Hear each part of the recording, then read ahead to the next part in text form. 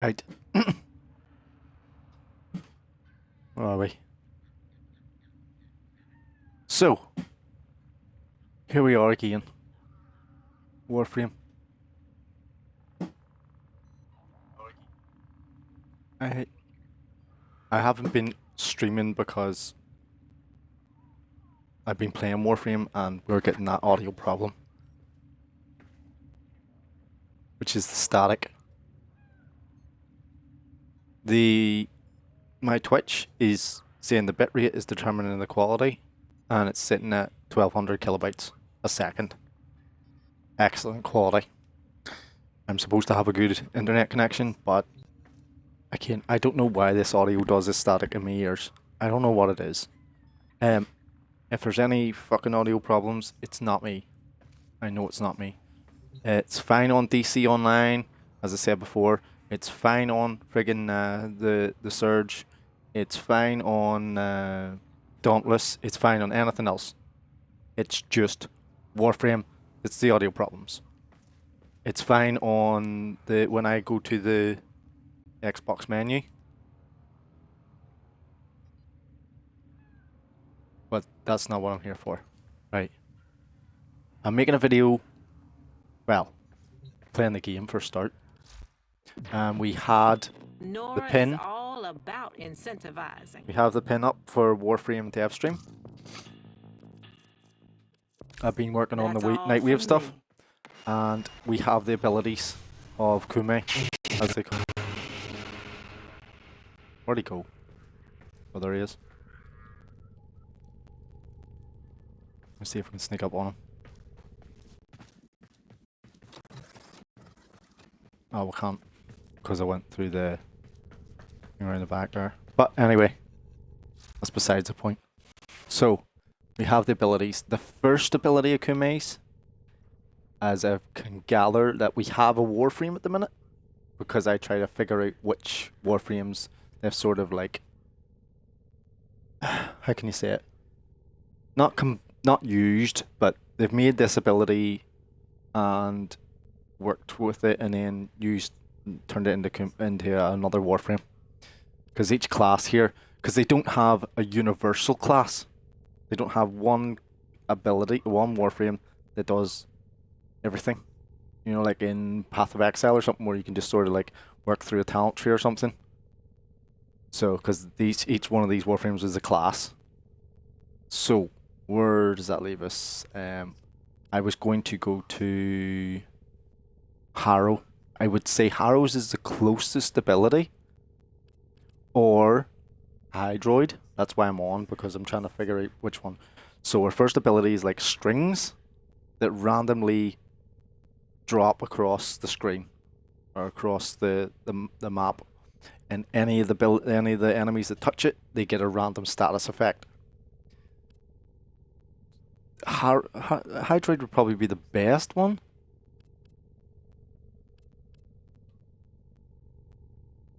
Yeah, I'd say Hydroid over Harrow, because when Harrow throws his, it goes in front. That would be the randomness. No, you have to actually hit the target. But Hydroid is an AoE area of effect. Let me see if there's anybody else that might be I can think of. Now you have to remember, it's like strings. She's like a puppet. She's like a puppet. A Japanese puppet, is it, or something you call him? Is it? I need to look it up here, make sure that there is a such thing as a Japanese puppet.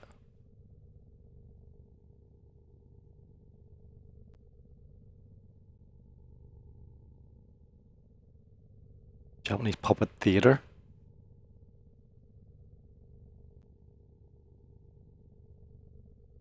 Now, as far as I know, okay, I'm not going to go into too much detail, and I don't know enough about Japanese culture, but they're very meticulous of what they do. They're very everything that when it comes to work and stuff and all, they make sure everything's as perfect as you can get it. The other thing I've noticed is a lot of the gaming now, if you haven't been into gaming much or the industry and stuff and all, trying to figure things out as as deeply as I go or as other people go.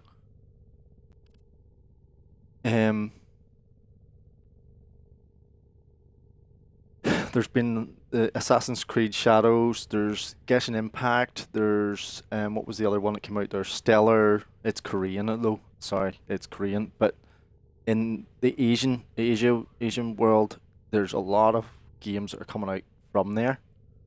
Because the Western world won't fucking accept that booba and ass is what sells. And now, and I don't mean like, I'm not saying booba and ass is the only thing. Like, there's a lot of artists on here on Twitch that, again, they have to work off commission and they're good at what they do and they draw a lot of booba and ass for their characters. There is ones who draw characters like horror characters and all different things and all as well, which is obviously you get a mix of everything everywhere. I'm just thinking of Trinity there now as well, because Trinity might be. Let's see, where's it's more like this ability. Where's our link? That's it. Our link ability would be close. You can see the strings. You know what I mean? I'm trying to think of the strings going across the screen. They attach to the enemy. I like Trinity. Personally, I tried building on her link ability. She's easy for energy and stuff and all that there, and but obviously a lot of other warframes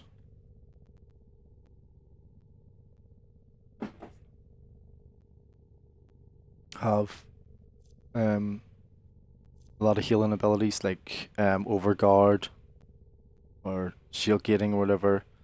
They don't need the heals as much anymore.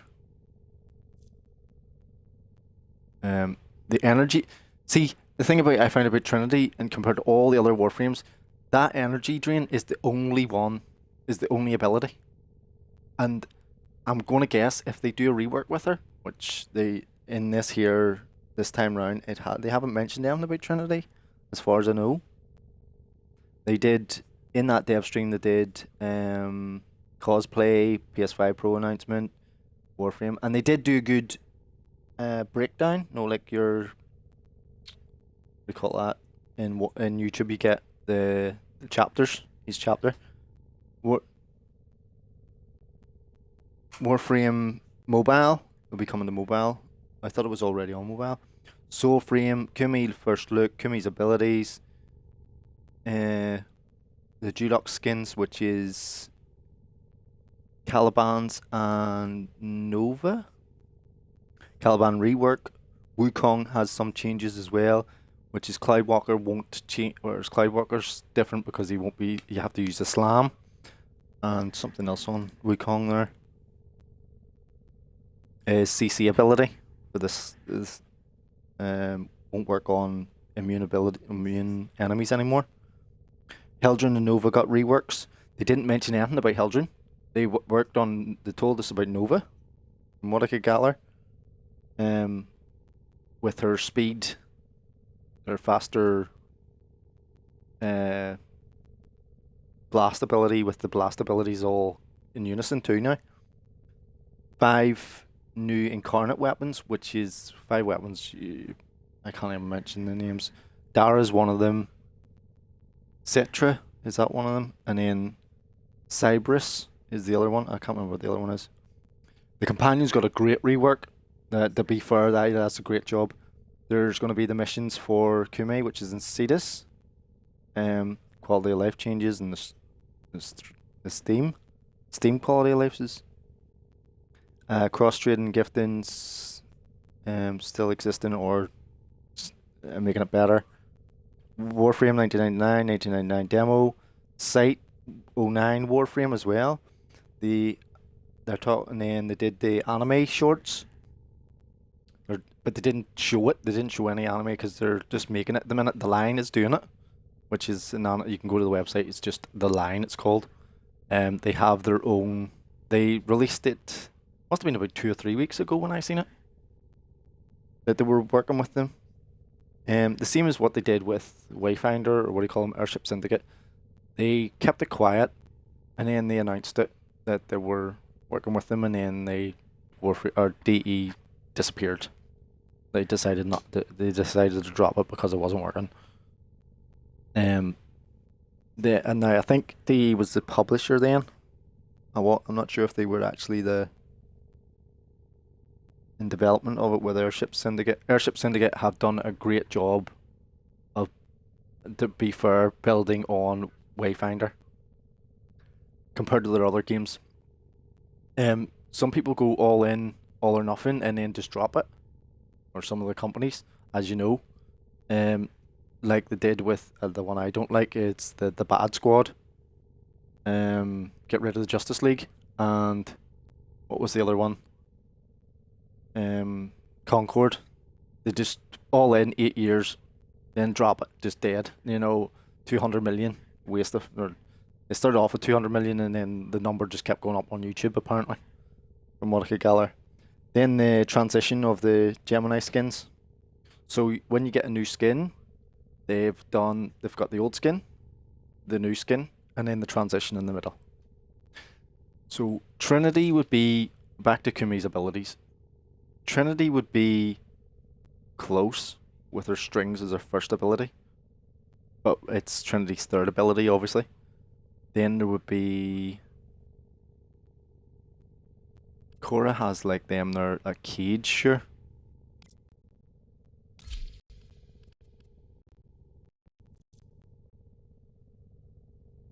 Would it be similar? Would you say that would be?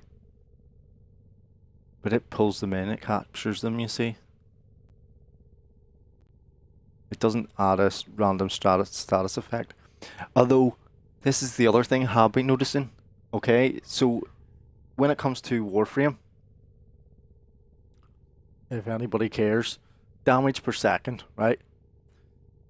Each one of the Warframes has a physical or elemental damage type, and they're trying to bring them into line now, in alignment.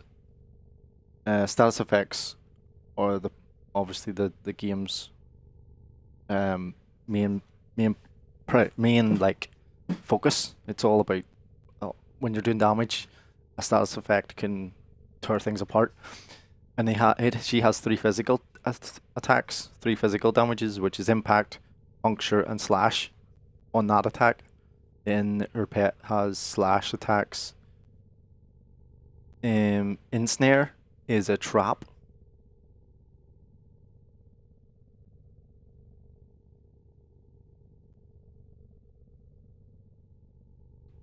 Which is great for demolists or disruption missions. Trapping enemies and CC and controlling them and stuff. Then you got your Whip Claw, which is your main physical attack, because she's more of a. If you go to my YouTube, you got the community posts, and I asked the question if anybody knows what Cora actually is. She's actually a physical, what do you call it, a melee type Warframe, not a gun type like Mesa and the other ones. Now, obviously she can carry a gun and stuff as well. So, Strangle Dome, I would guess, is similar to the Strings Hover 1. Hitting with a random, but it hits with a random status effect, not just a physical one. Trinity has the link for the healing, but it didn't say that it heals her from the strings. Then we have, who was the other ones I mentioned? I thought it was Harrow. Harrow's first is cast a wave of energy that chains them where they stand. Each enemy held reinforces Harrow's shields. Again, because he's a support class.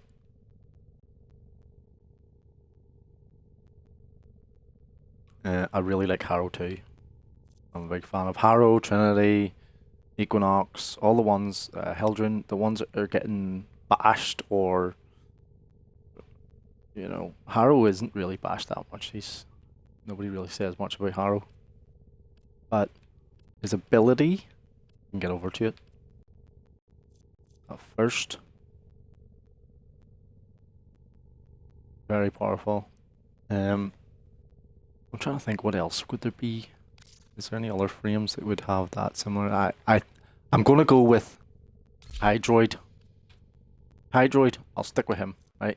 His fourth, where's not his fourth, is it? It says, what is it now? Where's the one where he, the plunder? No. Tentacle Swarm, yeah. Yeah, Tentacle Swarm is probably the closest to Komi. Komi's first. The closest because it is an AoE, but it lifts them instead of strings are going across, right? They've still got the old animation there as well, which is, I like that. I know they have to probably change it or update it or whatever, but it gets the point across about the tentacles. Because the old animation, the tentacles used to thrash about. The new one, they don't. They just grab it, and which is, it's still good. I still like the fact that they still have that. The second ability, Komi's second ability now, is Baruch's Baruch's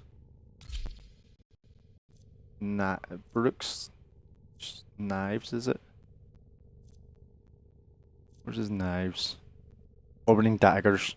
Summon a bevy of orbiting daggers to seek out enemies and guns and destroy them with a small explosion, combined with the lure to double the range.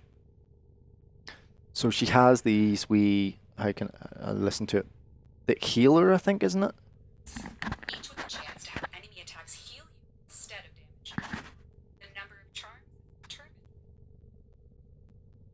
So it's a chance to heal you. It doesn't actually heal you. She says it's a chance to heal you. Baruch's third. So that's, I would say, Hydroid's fourth. Baruch's third.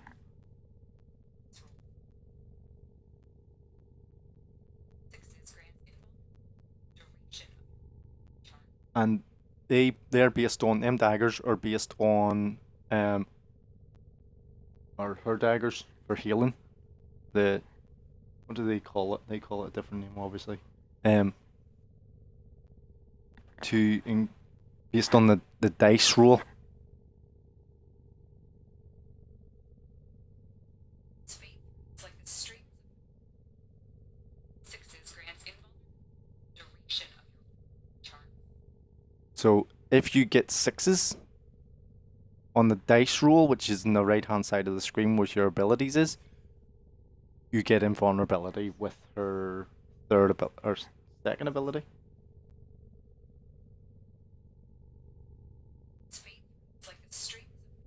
It's determined how affect foes in front of suffer. So the string ability that was shown in the release on Twitter is a status effect grabbing them, and it'll decide which one's gonna destroy the enemy.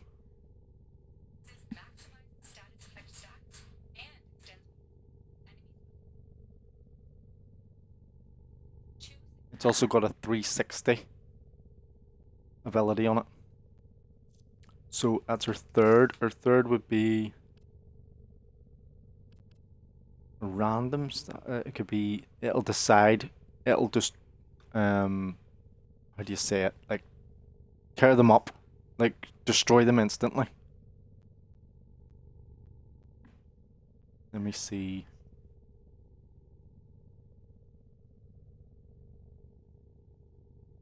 It's a difficult one.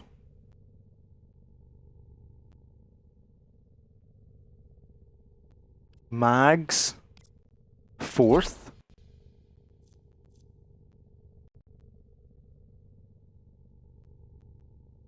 Would be the closest. It's only magnetic though. Mags magnetize the bones of nearby enemies, causing them to collapse upon themselves. would be Comey's third. I don't think Mags goes behind her though. I think it's only in front of her. Your weapon. I have no interest in the weapons. Sixes grants invulnerability. Oh, that's the strings are her fourth ability. I get it wrong. Duration of your charms. Not keeping track of these. Your foe's fate threads like the strings of wings. Sixes grant to have enemy attacks heal you instead of damage you. The number of charms is determined. Sixes grants invulnerability. Duration of your charm. Its fate threads like the strings of wings. Its dice determine how status affects foes in front of suffer. Triple sixes maximizes status effect stats and extends. Oh, so her fourth? Comey's fourth is the same as Dante's fourth? Her third is the same as Mag's crush, or whatever you call that. What is it? Yeah, crush.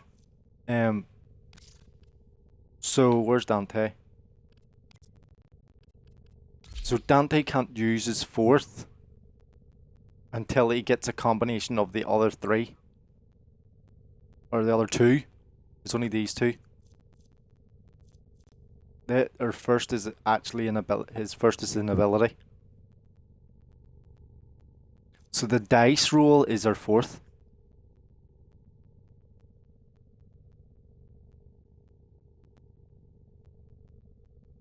The dice roll is Comey's fourth. So you would combine these abilities, or first, second, or third, or second and third abilities, to get the dice roll. Whatever the dice roll may be, could be whatever numbers the dice is, the 6 sides. So I'm just going to guess it's 2, 3, 4, 5, or 6, and then you have to get 3 6s to get your abilities, and then on top of that, obviously you'll have your mods to get them.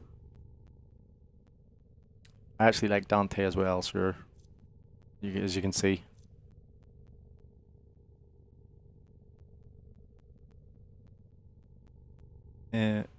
Dante's a very strong frame. The wizard frame, or whatever you want to call him. That's as close as you can get at the minute. For Kume. Now, these abilities, right? You could put onto. It's no use knowing them what ones are what. It's whether you can get them or not. So let's try Baruch, right? And his daggers, is it? And here's where you would go, yeah? Yes, the helmet. Right. And let me guess. Let's see, do we get... I think we only get Mag's third. Let's see, Mag... Where can we put in the name of the... No. It has to be the name of the ability, I think, is it? Jumped out. Sorry. Let me see.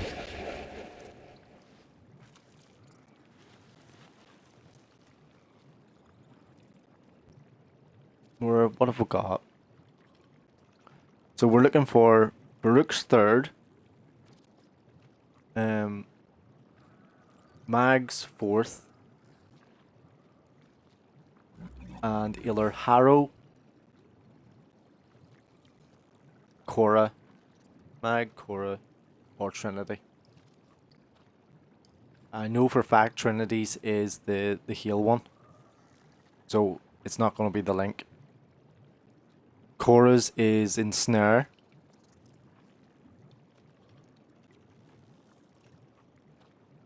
And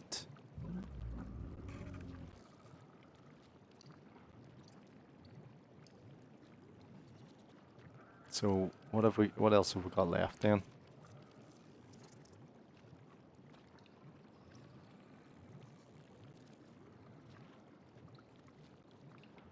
Breach surge. See, I've went through this before with these here abilities with Wisp. So if you read it properly, it's the same for Oberon's. Open a dimensional breach to overwhelm nearby enemies and cause them to release aggressive surge sparks when damaged. Release aggressive surge sparks when damaged, so you have to hit them. Wisp may also target a reserve to teleport to it and double the range of the surge. One of his pillars, which is radiation damage. Coils, you just throw the sphere and it pulls them in. Electrical damage. Defy, what have we got here? That there's Wukong's staff. Never really got the purpose of that. Diminished max armor, Wukong and his twin become invulnerable and defy enemies to attack. All damage is captured, stored and dealt back in a single furious strike of Wukong's staff, right? Bonus armor is then granted relative to the damage captured. So, if you look at that, right, and say I took, let me guess, who's Inaros.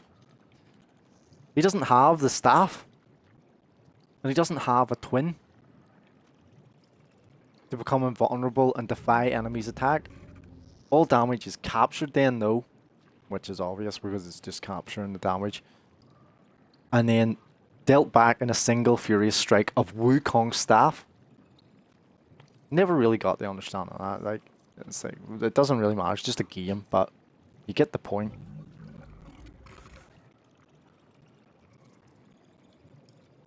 Now, Ellipse everybody uses, sure, for extra damage. Oh.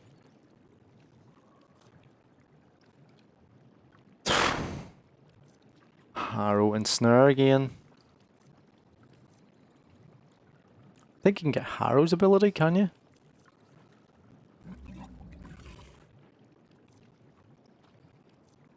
Gloom. There's Brooks, so it's Slumber. So that there's Revenant's ability.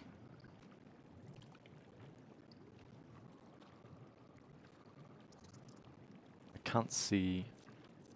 Where is Harrow's? What do you get for Harrow's when you subsume him?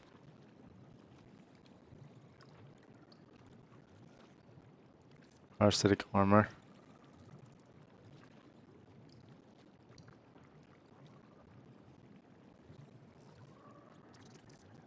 Nourish.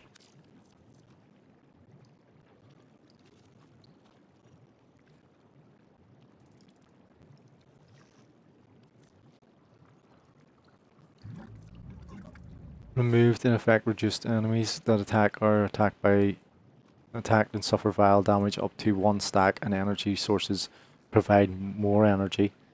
These buffs extend to squad mates. Self-heal removed, and effect reduced.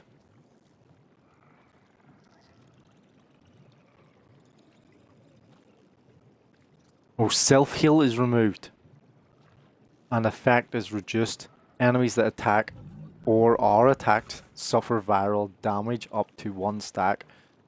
Up to 1 stack, and energy sources provide more energy. Yeah. So it's an energy, it's Harrows, like Harrows. Pillage. Remove armors. Armor strip.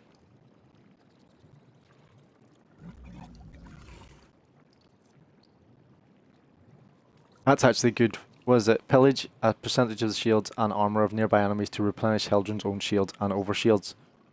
So, that's shield gating. That's what that is.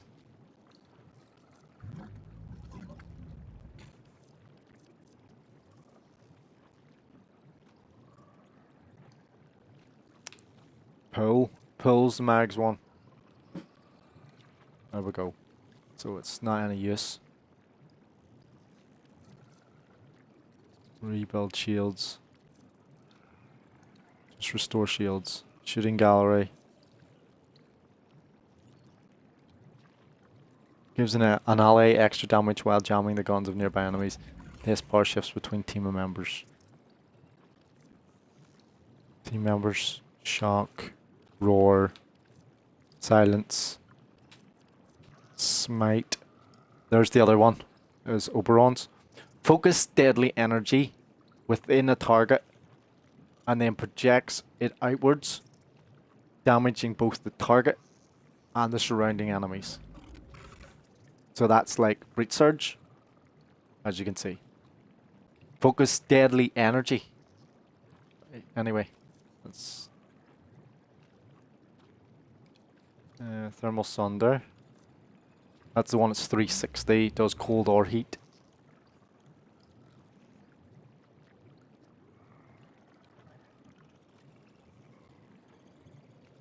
You know, we technically could use that.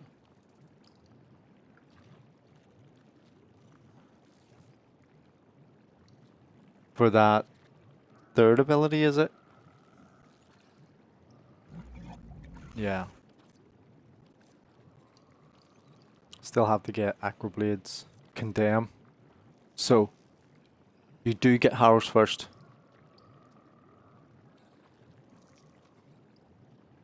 So, you could go to the Helmuth, put his first on one of your Warframes.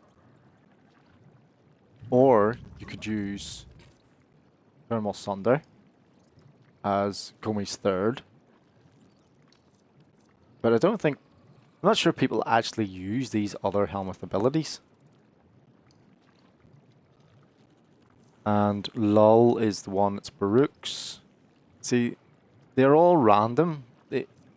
There's one there. Oh well, I thought it was his shield thing. They're not going to use that. Delete shields and health from any encounter.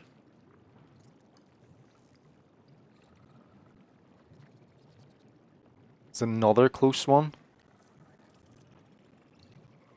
So if you're taking any notes, you know, you could sort of guess as the abilities you have at the minute you could use.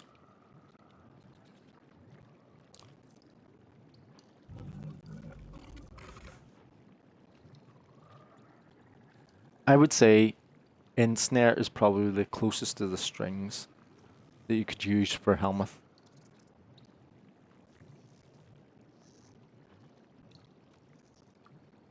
Only because obviously you can't get the ability that comes in with the strings. It's either the Harrow's Condemn ability, which you throw out in front of you, or you can use Ensnare and grab a target, and then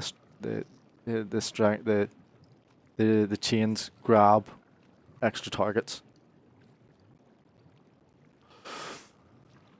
As your first, that will be a guaranteed, but it doesn't add a random status effect.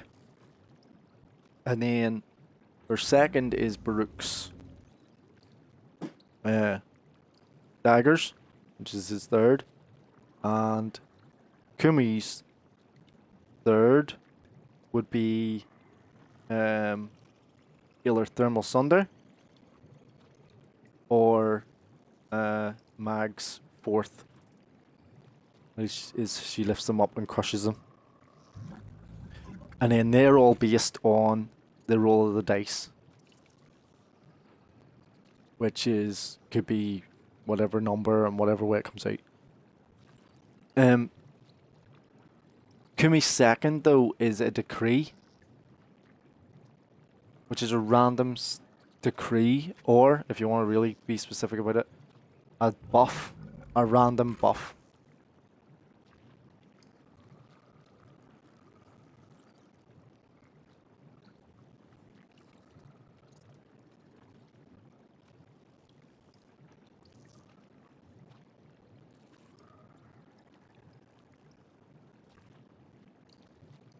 Or I'm getting that wrong. Because then she's got her first with the strings. The second is the decree. The third is the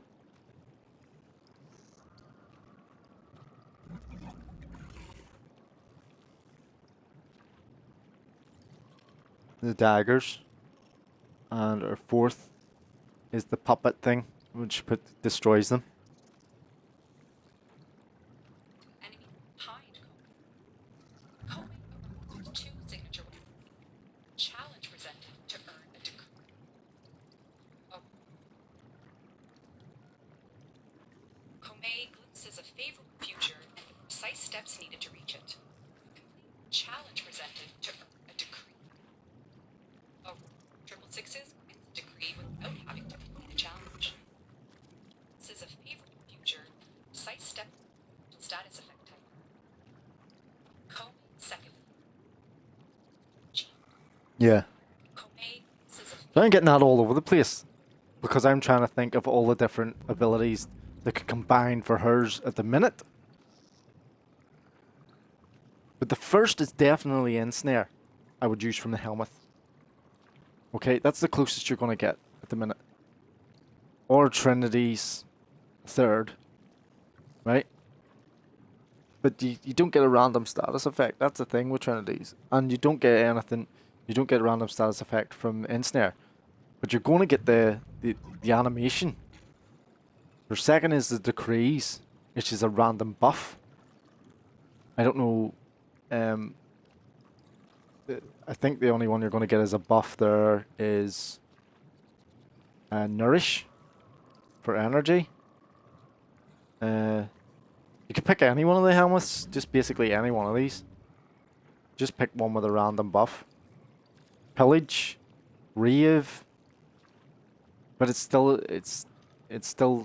available. You can't get the decrees from Deviri anyway into the origin system yet. Komi's doing that. Our third is the daggers, which is Baruch's third. And the fourth is the strings thing, which is Mag's crush ability, which is her fourth. I'm only saying Mags at the minute. What other ones? Thermal Sunder would be another one, which is 360 degree damage. But it only does hot or cold. Heat or cold damage. What's the other ones we'll have? And then, whatever way, because I thought it worked on Dante's abilities. Like the way you have to build them up. But I don't know how the dice works yet. Well, obviously, because we don't know how that's gonna. Although she says in her second there to get the Brandon buff, which is the decree, is that you have to do a particular challenge. It'll probably be headshots. It'll probably be slamming. Night waves. Like you have to slam 5 enemies into the air. It'll attack them with the melee weapon. You know.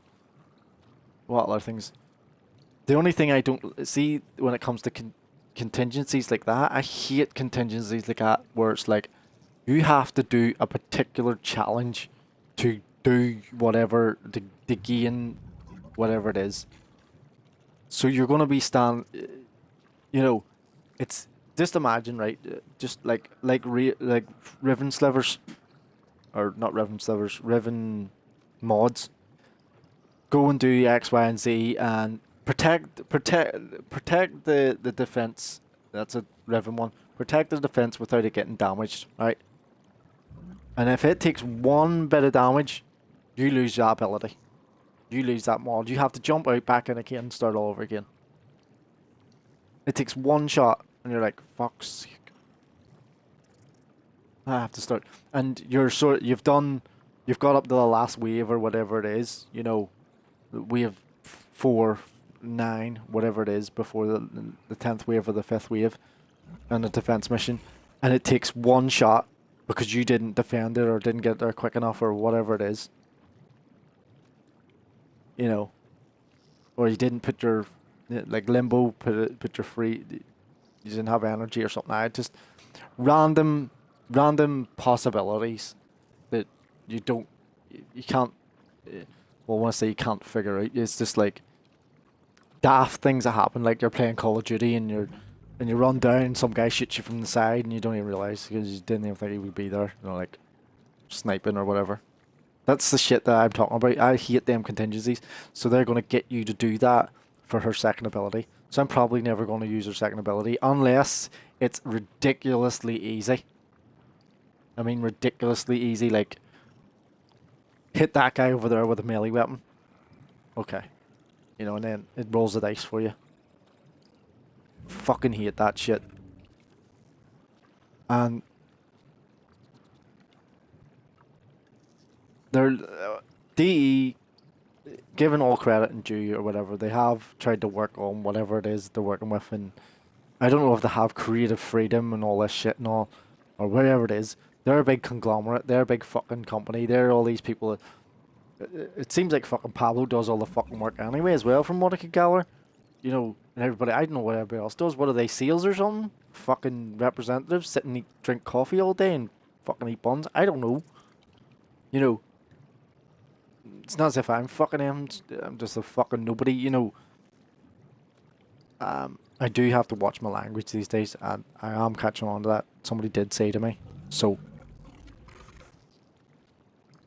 I do get... my language has become a wee bit more deplorable, and I have to watch it now. It's because of this. Because the F's and the B's and the C's are coming out because of this, because I'm not happy with having to do this, I suppose. Like this to me is not... I'm not saying it's not work. For anybody that wants to do it, I don't take it seriously, so...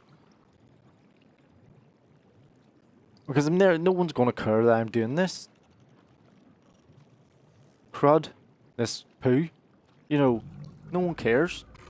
It doesn't give anybody anything, and like, I'm just sitting here talking. That's all I'm doing. And some people make out as if to say, I have to get the right, get out of my jammies and put on the right hair and put on my makeup and, you know, sit and talk for 8 hours. I don't know. Like, again, but one thing I do respect is being able to have a proper vocabulary. If you can speak, use your words properly. Not that I can do that either. And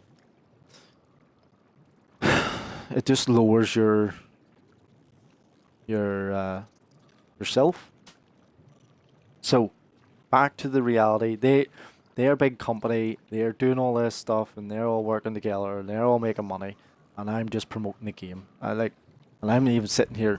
You could literally call me a shill by doing this because it's for free. I'm not getting paid for this, and that's what everybody else is doing when they're in this category or any category of the games. You're shilling for the company. You're sitting here. Well, sorry, you're not shilling for the company. You're playing the game because you enjoy the game. It's a great product what they've made, but by me saying that they're good at what they do is giving them credit, which then makes me a shill.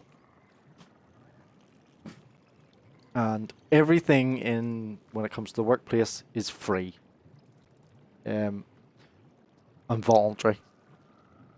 If they can get that, then it's free promotion for them. I'm just piecing together what I see in my own mind's eye of what they're doing. They have came up with sort of like, how can you say, unique animations, and the way they're playing with the warframes, instead of having a universal class, they have each class that does its own thing. Because if you had a universal class like Path of Exile and a talent tree, then you could get you could have Baruch, Nidus, Korra, Naja all around the outside. I'm just imagining like a circle, like in Path of Exile. And you could branch off to whatever abilities that you want to get. For Toxic Nidus, or in Ars in the middle. He's just like a blank canvas. That's the way I imagine it. but they're never. That's a completely different system than what they've got going here at the minute. Although everything, like when it comes to systems, always ends up at a certain. They have a end outcome. Okay, the end outcome is that as the path goes along, as you're changing and updating and playing with things, get more refined in the direction or goal that you've set. Or if there's no goal and it goes down this path, it will end up becoming a universal Warframe because they've done them all. So it'll probably be, the imagination is a massive thing, creativity, right? And if you can, you say it could be the 999th Warframe, and each one of them's all got different abilities or whatever, right? But the last thousandth one is like, it's no different than any of the other 999. So what do you do? You know, and you've never set a goal of what the outcome's going to be. Does that make sense? Of all the Warframes. You've just let it go its course. And what I can see is a branch off. It's like a subcategory, if that makes sense, of animations, visual candy, eye candy, subcategory of for Warframe 1999, with another category of that, which is the missions. So you've got your subcategory of customizations or transitions or Warframes, which, as I said, you've got Mag at the minute, which it shows you on that their dev stream, with the Mag Proto skin, and Mag the normal one, and then the transition in the middle. And if you don't have a goal for that, it's going to become that every Warframe's going to have that, because everyone's going to want that, or it's going to stay limited and you're going to come back to it someday, which I probably presume DE will do, because all the other missions that they have, which, to be fair, as I've said before a couple of weeks ago, they have re-looked over the codex. Okay? Now, I'm not the only one that's saying this, because there's a lot of people that do the lore in this game. When I was talking over the quest line, and I said about the quest line, it's not exactly 100% at the minute with the story, would you say? So it's the story you would think is some of them that wouldn't be in it, like the Arkwing.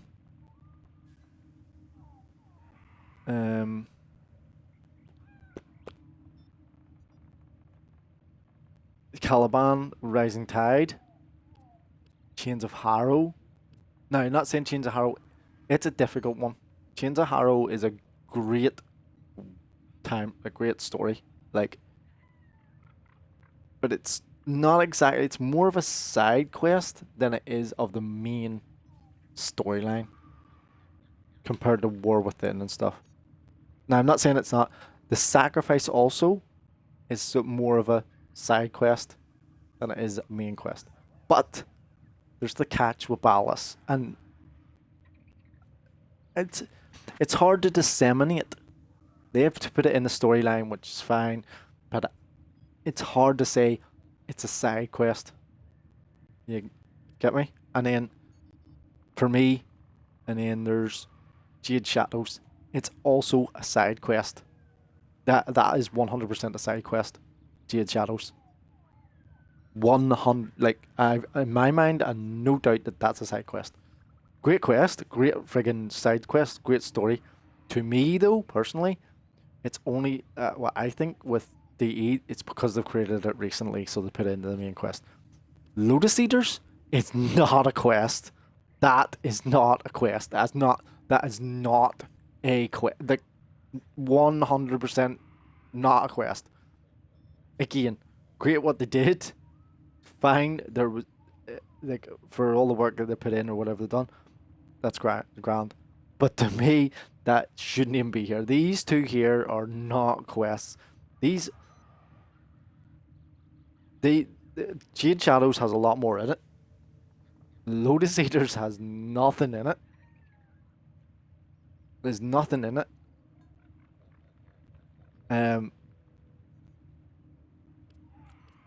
But what I think they're getting at here with Lotus Eaters is they're getting you the codex thing or the phone, whatever you want to call it, the pager, which is the start of it, which is understandable at the moment if you know that, if you know what's going on there, compared to these other ones which were bigger. Side quests. So we got these, yep. Veil Breaker. That's the deal breaker for me. Veil Breaker is the lead up to Archons and the War Within. This is it. There's only 6 of them. Deviri was the same, I suppose. It's a lead up. A Man with 3 Words. Is that Clem? And then there's the Warframes. That's Sevagoth, Protea. What is this one? Who is this? Oh, Chroma. Inaros, Octavia. Oh my god! Like, don't remind me about Octavia's ability. Octavia's quest. It's still sore to this day. It's still sore. Good luck with that. Who's this? Nidus or something? That is Nidus. Definitely, I like this one. I like Glass Gambit. I personally like that. I like that quest. I would like them to do a wee bit more of that. Call Temp Star is great too. I like that. I don't like what they did with the sister here. I don't like this. Me personally. No, I'm not into that. I'm not interested in that shit. With this whole man chin and man nose and all. Fuck. I'm not interested in that. I'm nearly swearing again there. Wave Rider with Ureli can have a lot more. This is what I'm trying to say. You could go the break off of the timeline. I went off on a tangent. They've got the main timeline, okay, which is Warframe. Then you can imagine like a break off of a subcategory, which is customizations of the Warframes. And these just go on into the infinite. They don't. I don't think I don't think the company personally has a goal for when these Warframes are gonna what the outcome is. As I say, 999th Warframe will be different than the other 998, but that last 1000th Warframe is going to have to be a universal Warframe. And at that point, at the 999th, what I think they'll actually do in any company is they'll just go, no, we're not releasing it. We'll figure something else out. They'll do these other things, which is the customizations of the Warframes, which is the proto skins, and the missions themselves. And they're tidying this up. That's what they're working on as well. They've already said they're working on the codex. There's also the other category they're dealing with, which is the companions, which I think is great. I think the companions is a great thing to work on at the minute. They do need a lot of work and updating. All this is out of date. I don't play with this enough. Because you have to get these genetic codes. I'm sure there's people out there that do. I do like me personally, the skins and stuff. So I do. I've got Verglass on this, but I haven't seen. I don't think it's using it. I'm not sure. I don't think it's using the Verglass, but I don't know. Is it? Is it actually using it?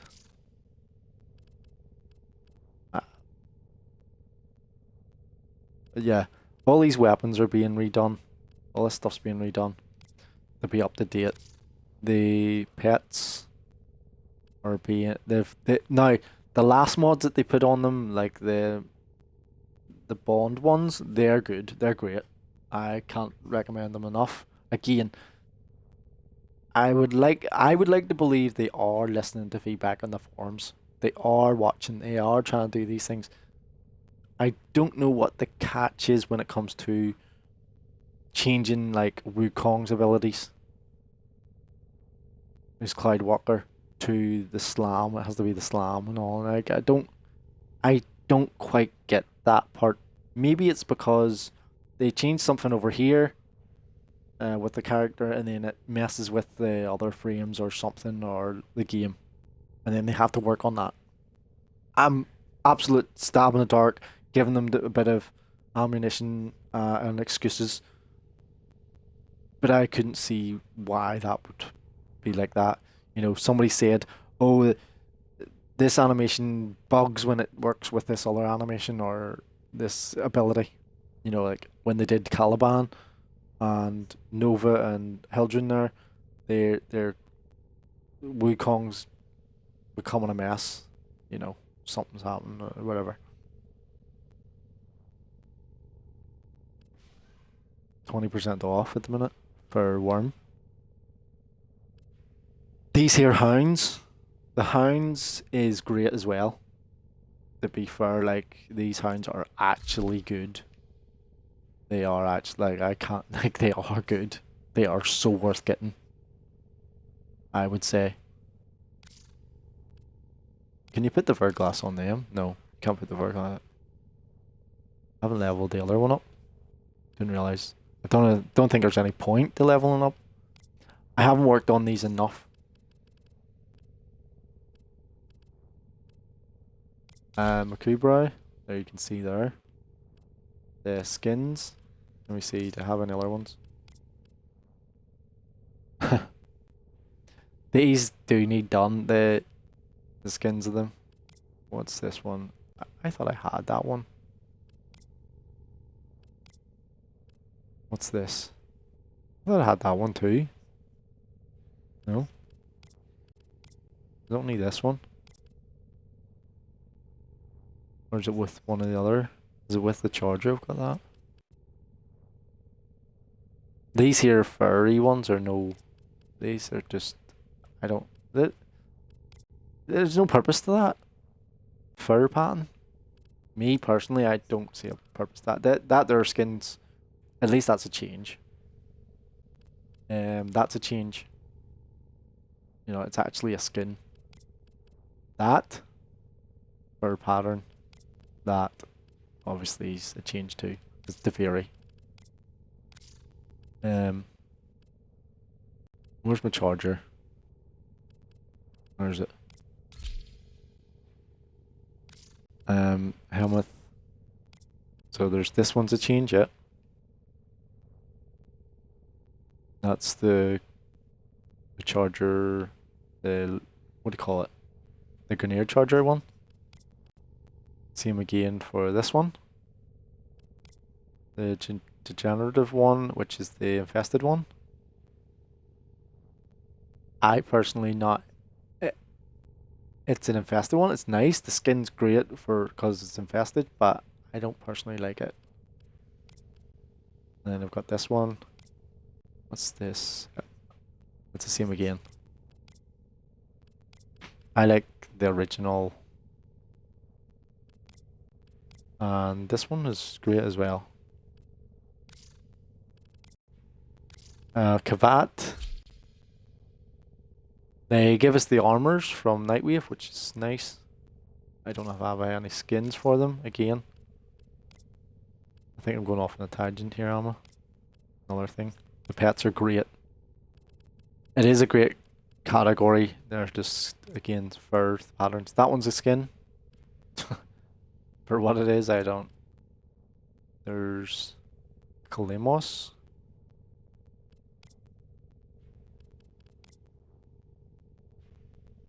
No. Oh, that one's a nice one too. That one is. I personally like. Nature at its most brutal comes alive in the deluxe skin for Kavat. Now this versus this. Kalemos or Makalatara. I don't know how to pronounce that. Makalatea. Makalatea.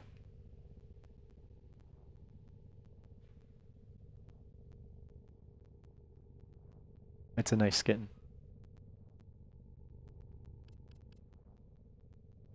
Or Kalemos. The tail's nice, obviously. Right. The point being, you can see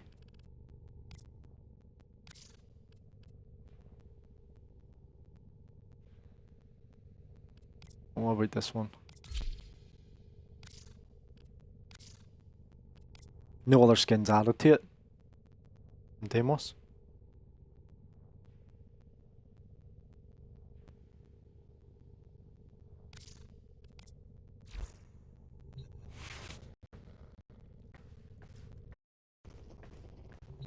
Oh, if I selected that for my pet. This connection's so shit. I just keep Helios on, me personally. And I didn't know can you use the verglass? Does it? I don't even know if it does anything. I have to keep an eye on it to see if it actually hits them. But it's a really the verglass is a great weapon.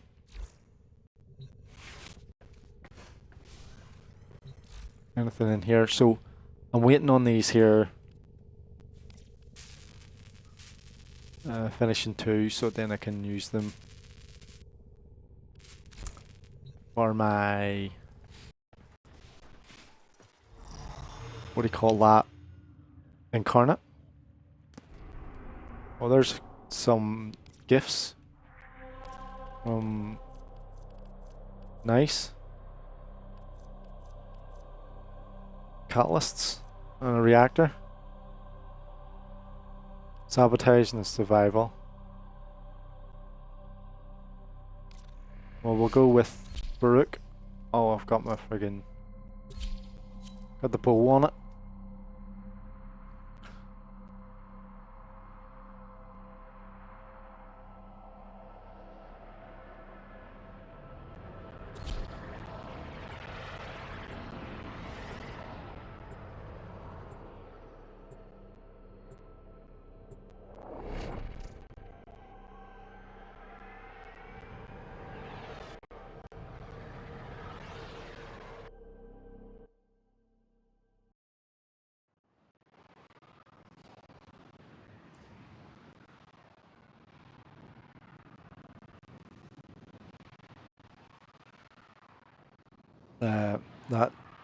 That noise is so shit. I'll do these missions and then that's it. I'm leaving the stream.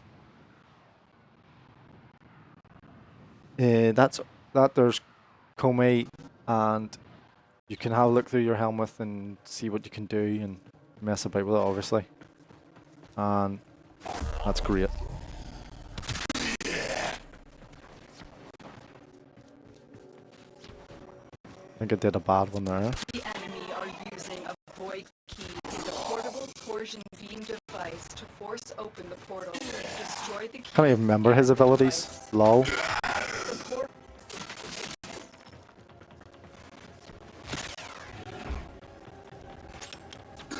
What's this one? Allure.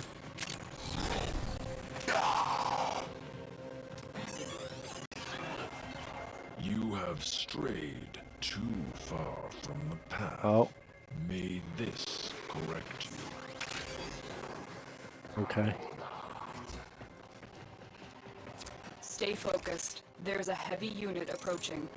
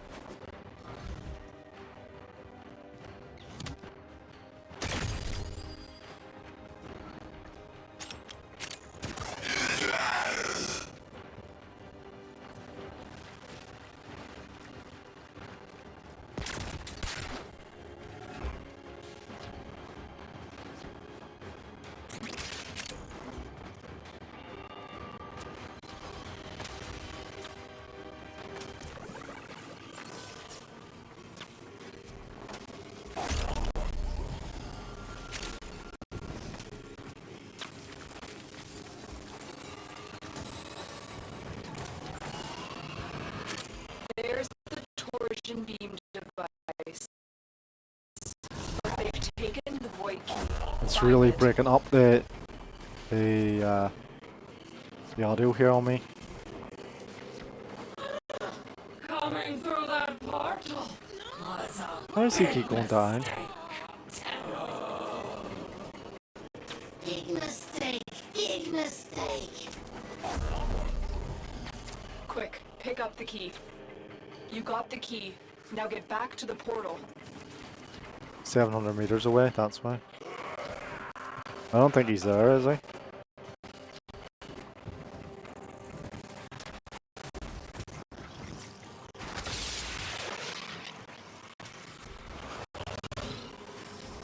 The device is set on overdrive. Get through the portal before it melts down.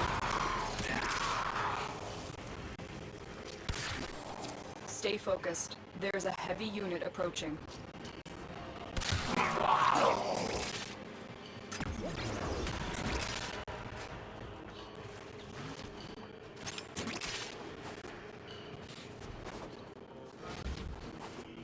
Objective complete. The void key and torsion beam device are out of commission. She is way The behind. enemy will not be returning anytime soon. All your objectives are complete. Proceed to extraction now.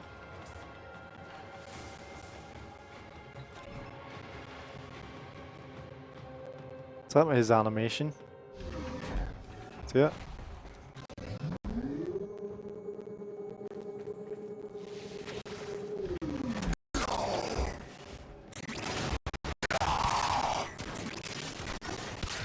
Move and strike. We have to win this.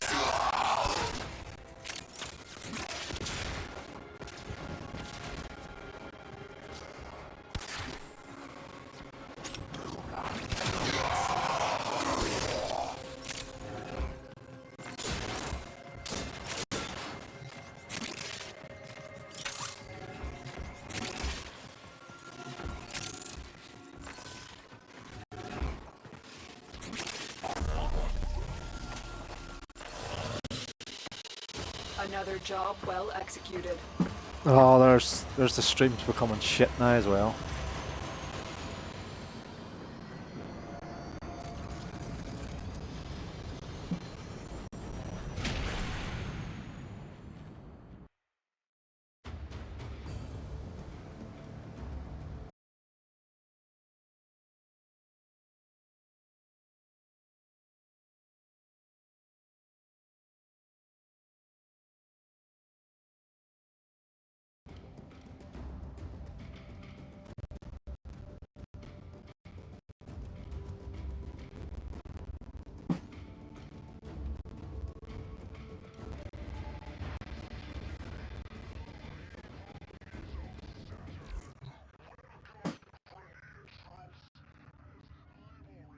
Right, I'll try doing this other one now.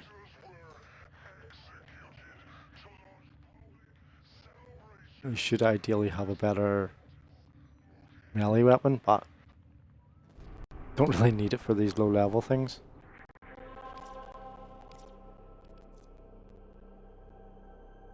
Survival.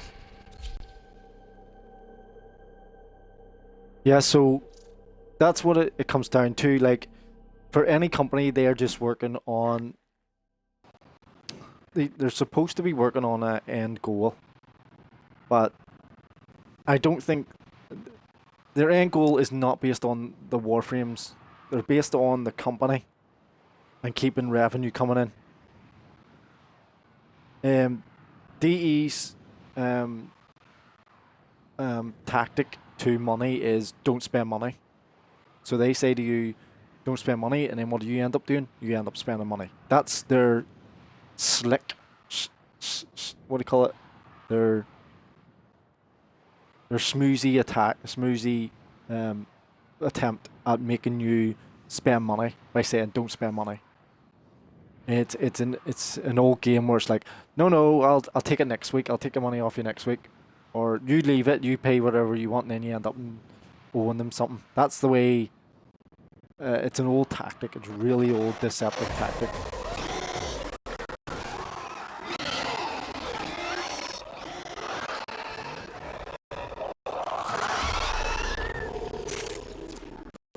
life support on the way.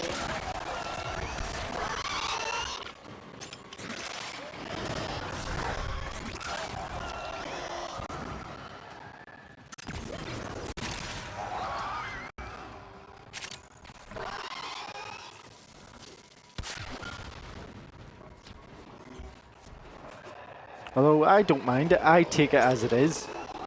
When they turn around and say, don't spend money, and I call happy days, I won't spend money then. I've delivered a life support Can I capsule get to the area. Why can I not get up there? Activating it will buy you more time.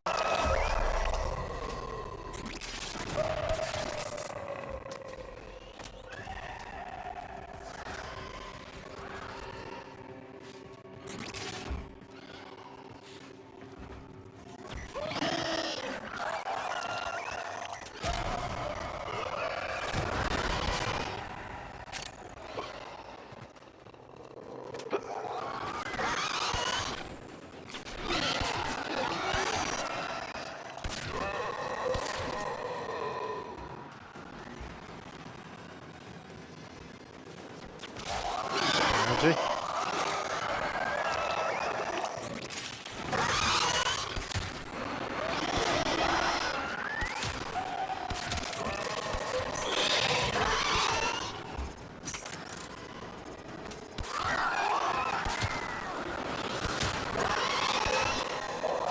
Life support incoming.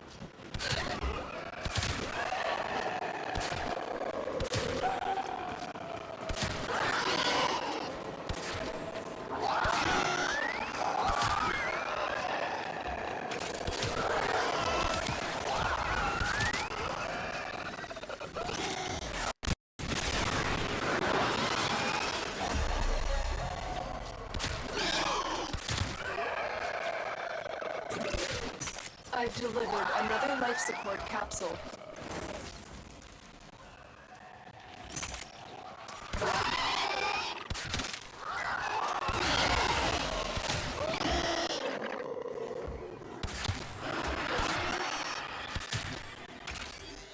It turned to look away.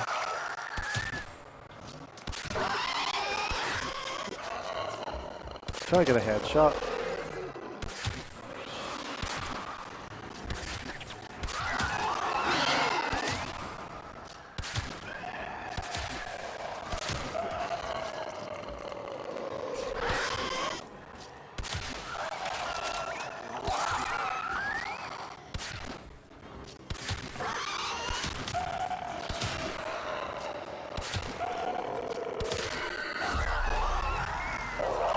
Finally got it.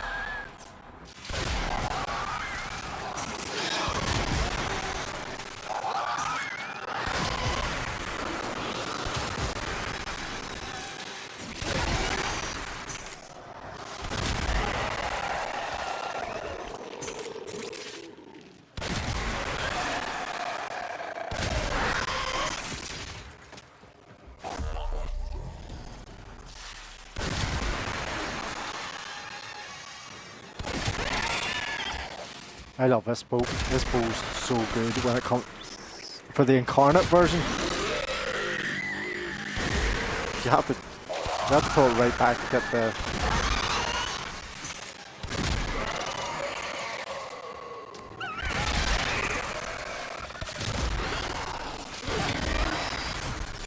Because it does a spread.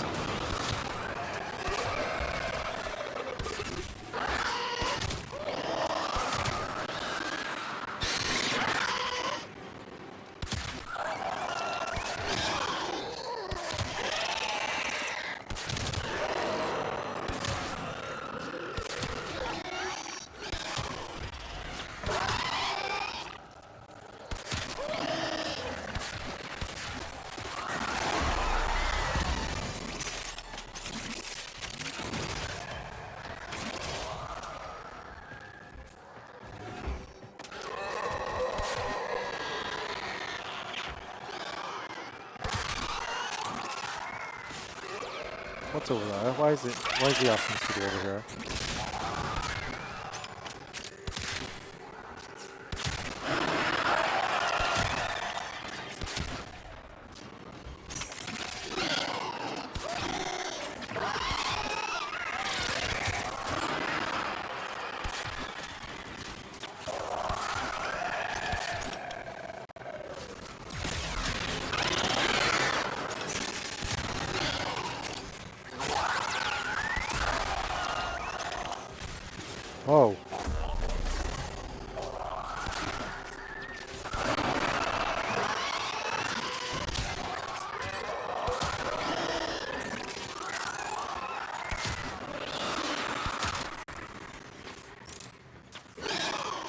Wrong way.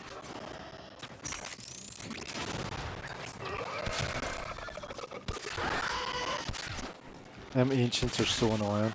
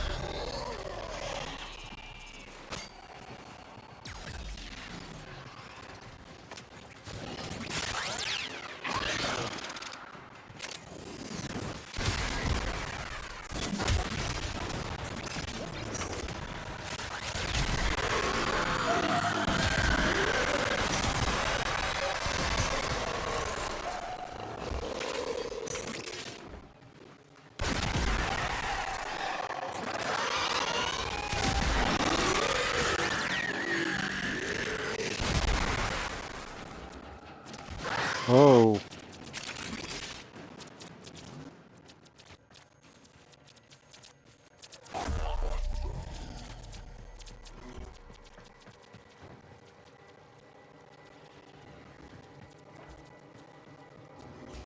Where is that?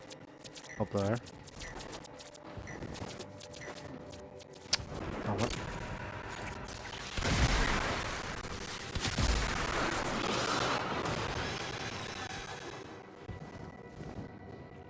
Are you for real? Do I have to use my operator to get up there?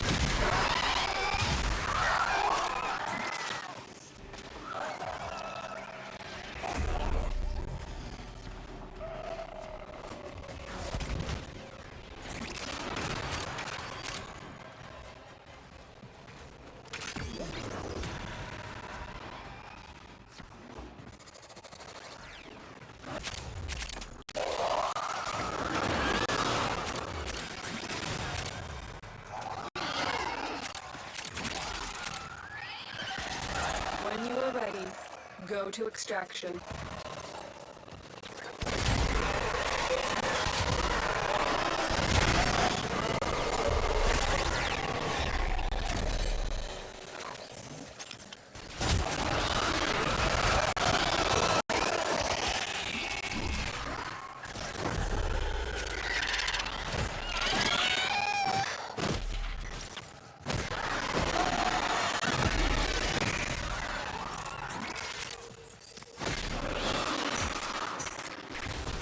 Need to check his fourth to see what's going on with it.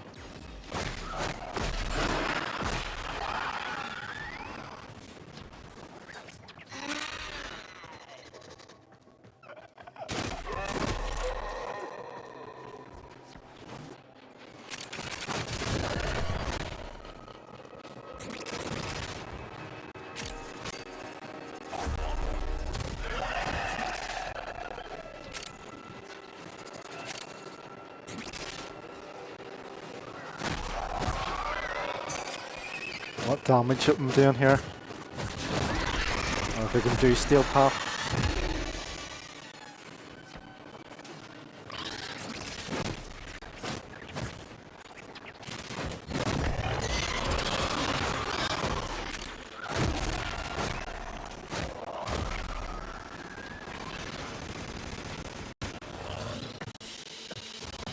Another job well executed. Didn't realize that his fourth actually incinerates the friggin' the enemy. So again, a lot of the abilities do that.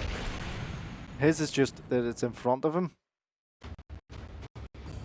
Kumi's though, on the other hand, takes the enemies around her and destroys them.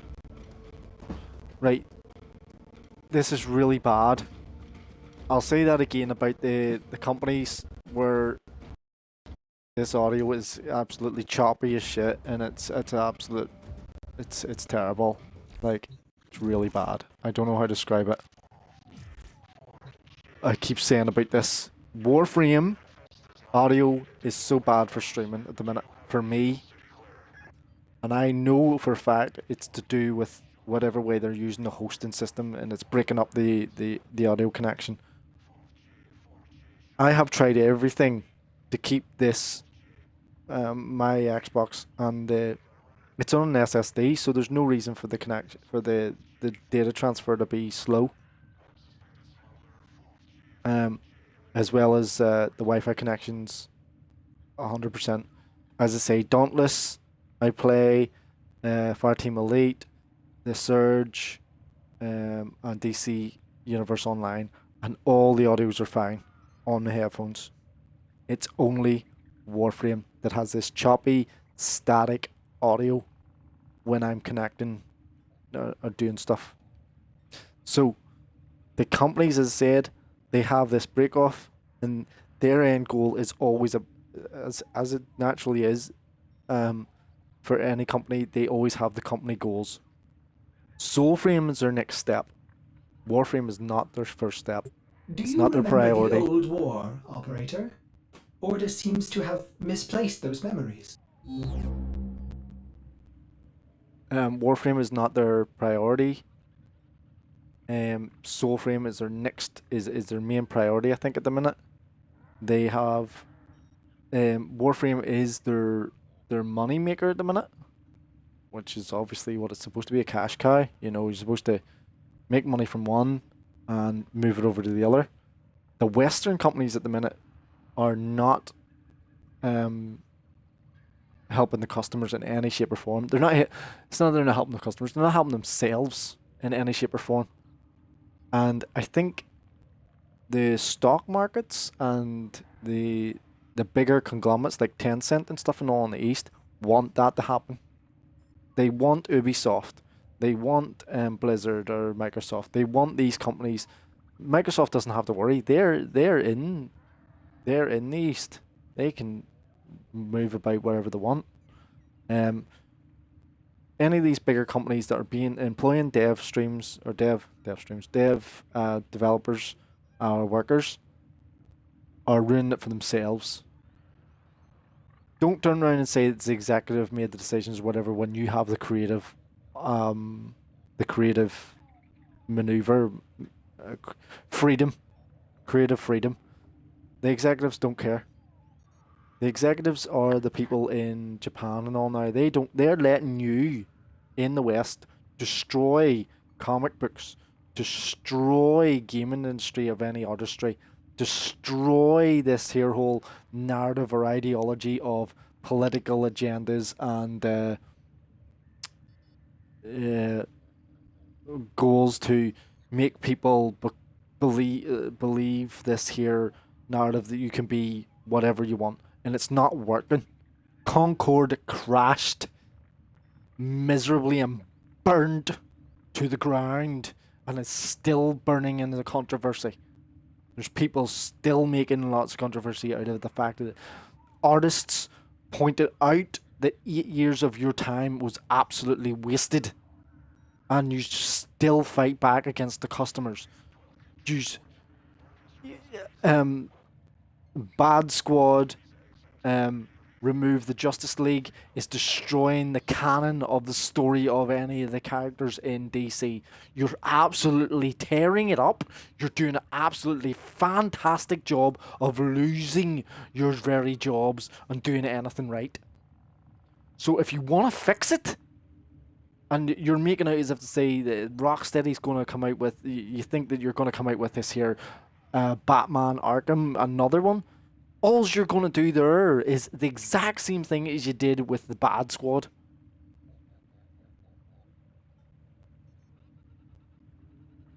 What are they going to have? Batman transgender? Batman that's hasn't came out for years and he was going with Robin? And it was a secret? Or he was going with Alfred or something? And you're going to have him laying in bed all day with so you can see his surgery scars? Is that what you're going to do? You know, you can change your surgery scars like you did with Dragon Age Veilguard. What are you going to do? Because you're going to make it out as if to say this has to be pushed, this agenda has to be pushed, this ideology has to be pushed, and you're going to make this over 5, 8, 10, 2, 3 years. And then you're going to turn around and go, you don't understand what it takes to be creative? What? And you're making no money? You're making no money? You have no customers? Okay, sorry. So let's be right about this. You have 700 customers. I hope that's paying the bills for you, them 700 customers, eh?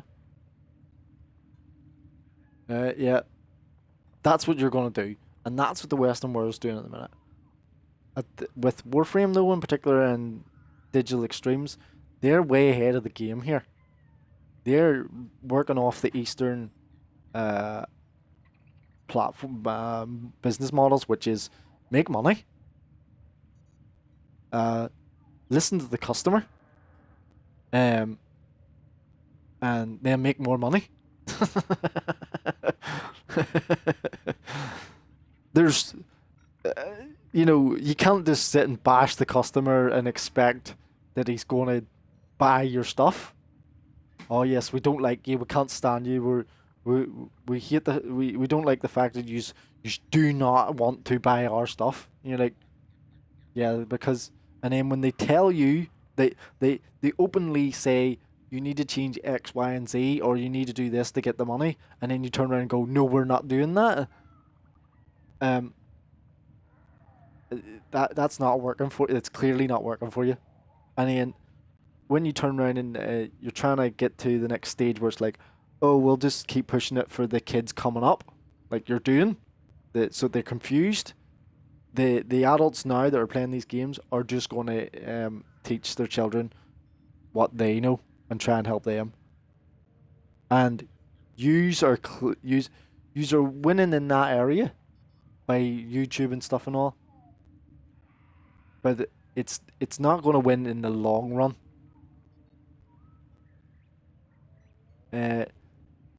Because short-term gains when it comes to money is your problem. You have a gazillion different options for superheroes or villains or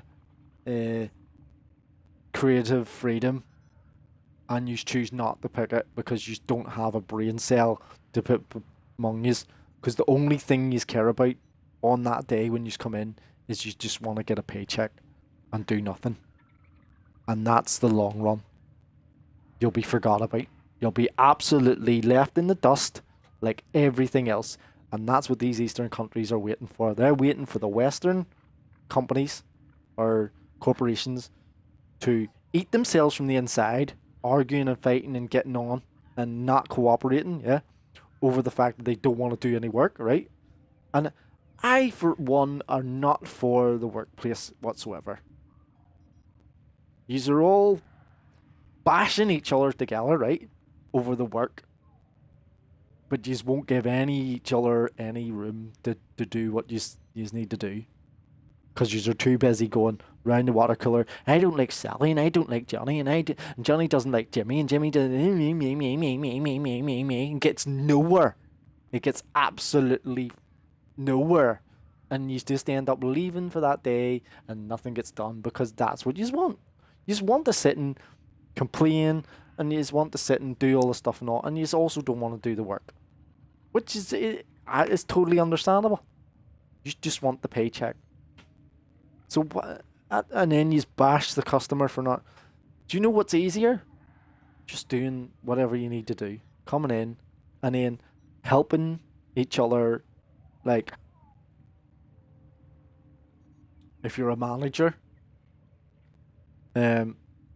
figuring out where you can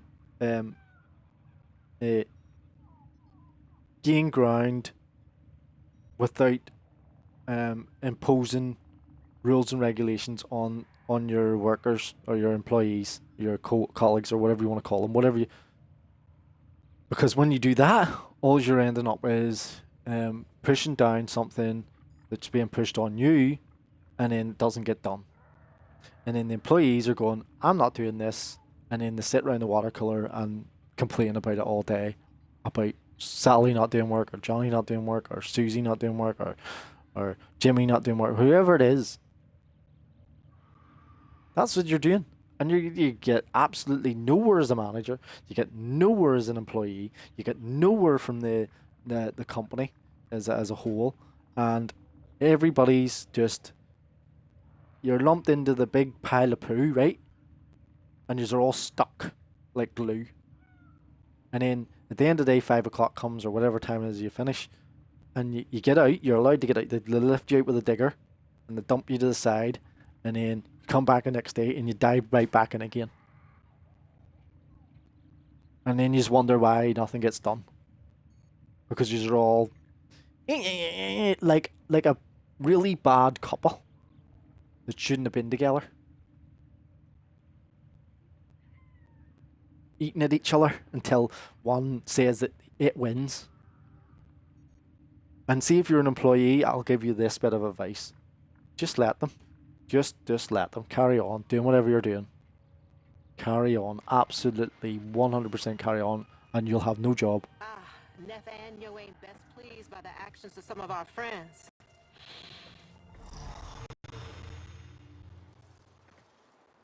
You'll have no job, because there's no talking to these people, as well as if you're a manager, you'll have no job too. As an employee or whatever it is.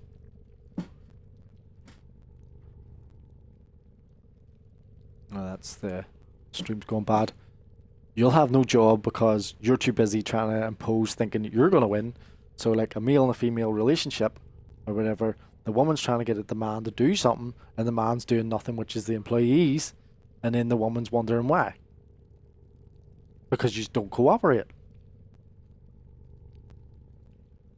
There's a line down the middle, and all you want to do is be on this side and win, and all they want to do is do nothing and get paid for it.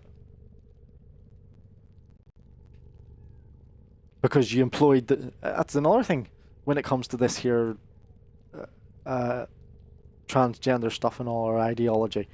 You've employed people that have blue hair and nose rings or whatever it is, and think that they're a man or a woman or whatever they are, a cat or something or whatever it is. That's what you've employed. You have specifically went out of your way to just to absolutely destroy the foundation of your company. Absolutely destroy the foundation. It even says in the religious texts and stuff and all that the foundation of the foundation of the relationship is a man.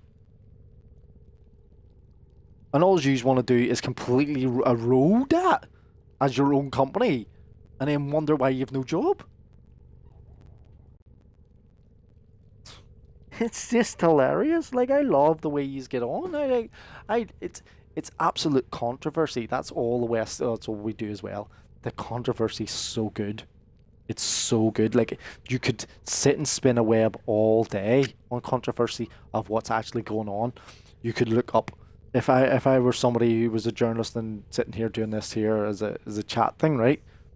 As I'm doing now, I suppose. and I could get the things up on the screen and go through news articles, game.biz, Kotaku, IGN, all day, every day, because you're making the work for me. You're making it easy. In fact, you're absolutely destroying it for yourselves. And I could sit here and go, IGN said this, Kotaku said that, Dragon Age Veilbreaker did this to themselves. There's Blizzard's made layoffs, all day doing it for themselves. Just completely bashing. Like I imagine it like the way you get those circus things, the fun fair, where there's the hammer, and you hit it, and then you get the hammer and you hit the ball thing at the bottom, and the wee bell goes up and hits the thing slides up and hits the bell. Well, what you're doing is you're getting it for me, right? You're getting a big strong man, right? And I'm just standing there watching, and you have paid for it, right? You have paid for everything for me to do it, but I don't have to do it. And the big strong man just comes over and goes smack and breaks it every time. And that's how I have to do it. I just stand back and go, look, there we go. We'll just get the big strong man to do it for me. I don't have to do any work. It's right all there. It's all done. And it smashes it every time. All the time. I don't have to do a single bit of work. The most I have to do is, as I say, sit here and talk about this. Companies don't. Tencent have got it perfect with digital extremes. I've been watching digital extremes, studying. Hold on. I've got a problem now.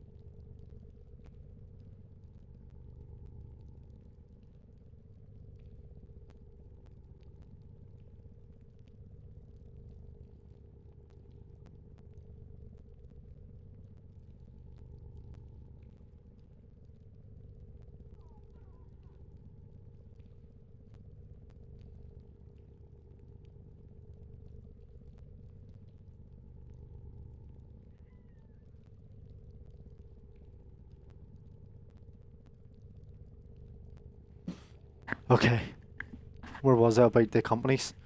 And they're ruining it for themselves. Which is great. As I say, I don't have to do any of the work. All I have to do is go straight on the YouTube. There it's all laid out in front of me.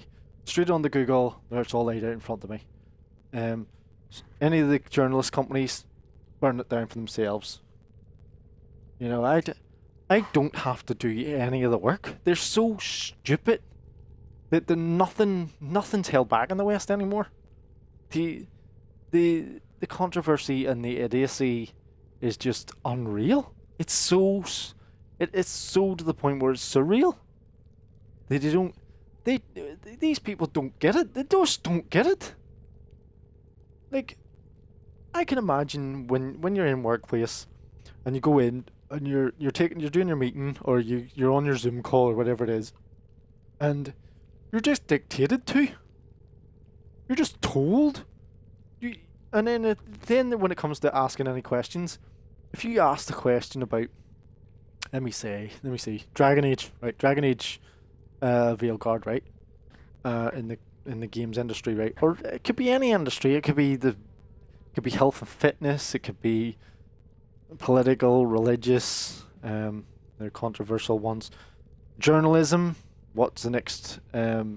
What's going to be the story of the day? Or you're writing a news article or a newsletter or something, right? To put out in an email, and you're just dictated to. You just come in, right? I would come in personally. I can imagine it, and they go, right, morning meeting, which they normally have at 9 in the morning or 8 in the morning. You have to come in a bit earlier or something because they don't want to use it on company time, which you don't get paid for or whatever it is, yeah. And it demotivates you, right? It demotivates you, and then you've got some man or woman, right, standing there or in the Zoom call or whatever, going, and he has a sheet in front of him. It's been he's wrote out the night before, or he's been talking to the CEO, or well, things he's been the day before when you were writing up your article, or you were doing your training your fitness class, or trying to make the character in a game, you know, changing the colors or whatever it is that you're working on, yeah, in the workplace, that you've been tasked for that day. He was in there talking to the executives about absolutely nothing to do with what is the task at hand, the goal, right? It can change from a day-to-day basis, right? It can, 1 minute the mood could be change the colors of Baruch to we're doing a complete and utter overhaul of the system. It could be anywhere in between. It could be anything. And we're going to absolutely change the model, the business model, or to just keep things as they are. Anything in between. It could be anywhere in that medium, right? And this sheet has all the pointers on it. And in the Zoom call or the meeting, he's just reading off a sheet. And Johnny's going to do this today, and then Timmy's going to do this, and Jimmy's going to do that, and Susie's going to do this, and it's like, and has anybody, once everybody's allocated, have you got any feedback from your previous? This is what they always do as well. Have you got any feedback from yesterday's work or whatever and all? No, like, what have you been up to? What if anybody was in night shift or whatever it is? I know, and then he'll write it up, short things and notes. Yeah. Or the supervisor will take notes or whatever. Yeah. And then he'll write it up in shorthand or short form or whatever, and then he'll be like, right, has anybody got any questions about the task? And everyone will sit there and look. That's what actually happens. But what should is a big word, like it's a big word these days. Should happen is, oh yes, I have a problem with this or that or X, Y, and Z, and then everyone goes like this here. The whole mood just drops. Oh no, we'll have to sit here for another 10 minutes. That's what happens. That's what causes all the problems through every day in the workplace. Every day. It's that. Just have to do this. Sit here for another 10 minutes. Because no one wants to be there. No one has. They have been employed not with no interest and no consideration for what the task at hand is. They were brought on again. Hiring process. Hiring process is: have you got blue hair? Have you got a nose ring? Have you got any tattoos? You know. Do you dress like a weirdo? Yeah. Do you have any? The big one is: do you have any understanding or level of knowledge when it comes to comic books or artistry or coding, programming or development or any of that? And the answer at the bottom for the managers, they want to hear no. Happy days, you're employed. The other one is if they say yes, he's got the blue hair, he's got the nose ring, he's got the tattoos. Now, I'm not against anybody who has tattoos around. There's nothing wrong with that. You could have your face covered from head to toe in tattoos. That's not the point. It's whether the last question that matters. The main ones is the blue hair. Yes, you could have fun with that. The nose ring, I'm not pointing out about people having any piercings. That's not the point. It's if you fill all that category, right? And if you have any, the main one at the bottom is if you have an interest in that industry. It could be engineering. For me personally, it's engineering, right? I am by no means any level of an engineer, and in my eyes, I have no clue what these fountains of knowledge actually do. On a daily basis, like I want to say, I don't, not complete, complete darkness from it, but have a wee bit of an insight. Like I did work in elevators and lifts and escalators and factory maintenance and stuff like that. I don't like talking about that because it's not my life now. I don't know anything about that stuff. I might as well say I don't know because I'm not doing it. I'm sitting here. So them people that are doing that, to me, because of my interest, that's what I'm trying to say. I'm interested in that. And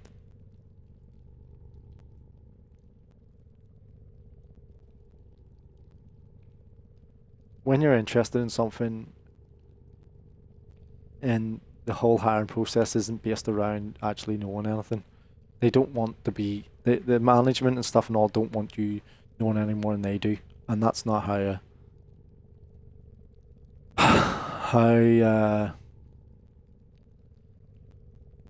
a proper company should be built on. They want it built on them being able to tell you what to do, no matter where it is or what it is, to make them feel righteous and powerful and authoritarianism. That's what it's all about. So they think that they know something or they're better than you in some way. And it's sad that way because it's all about feelings. And that's what all this is about. It's all come down to. I don't feel like I should hire that person. I don't feel like he's the right fit. I don't feel like they should be part of, they don't fit in with a company. I don't feel. Like the guy could be an absolute long-haired freak, right? With purple blue hair and a nose like an elephant, right? And with a bull ring on it and hoop earrings and tattoos of astronauts or something on his body, you know.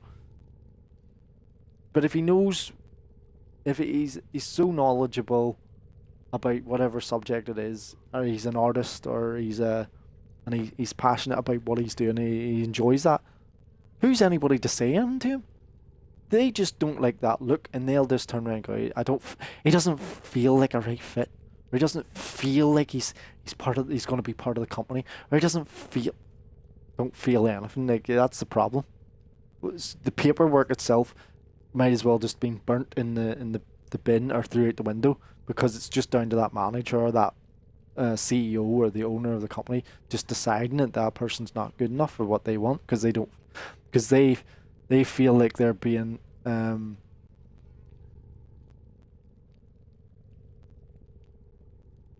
how do you say it, looked down upon or whatever, or like they're not good enough. That's what it is. They don't want to feel like they're too proud. They're too proud. Pride is the main one. Like there's no humiliation and there's no backing down when it comes to this here dynamic between the relationship between employers and management or whatever. No, there's no backing down in this. This is always going to be a head-to-head logger, all times, forever until eternity. That's what this system is. This economic system is designed for. It's not. It's not about the money. It's not about the regulations and the policies and the options that you have as a human being. That's not what it's about. It's about feelings and how they and who's in charge and what they can decide to do on you. That's what it's all about. It's an us versus them mentality. They see us as the enemy, and we see them as the enemy. And that's the loggerheads of the relationship that's always going to be there. So that's how I see a company.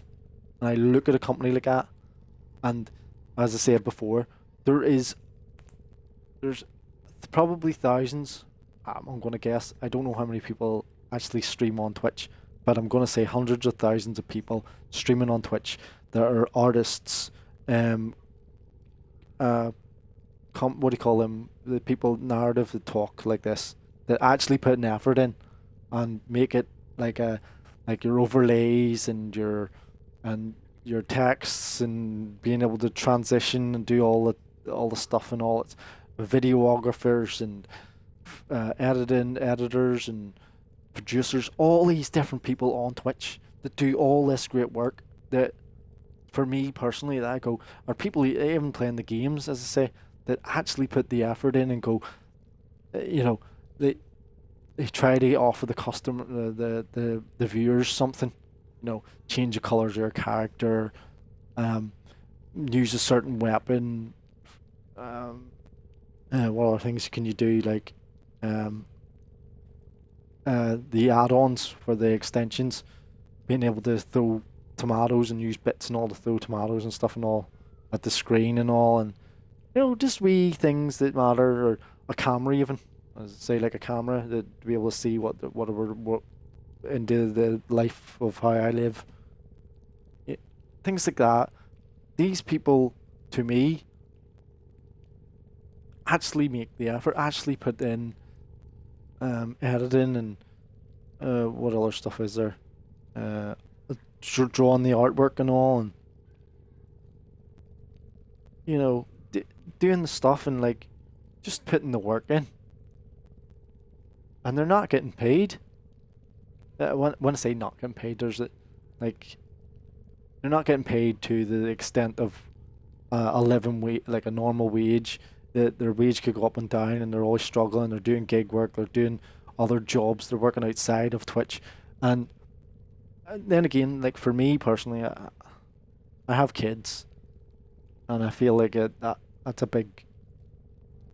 It's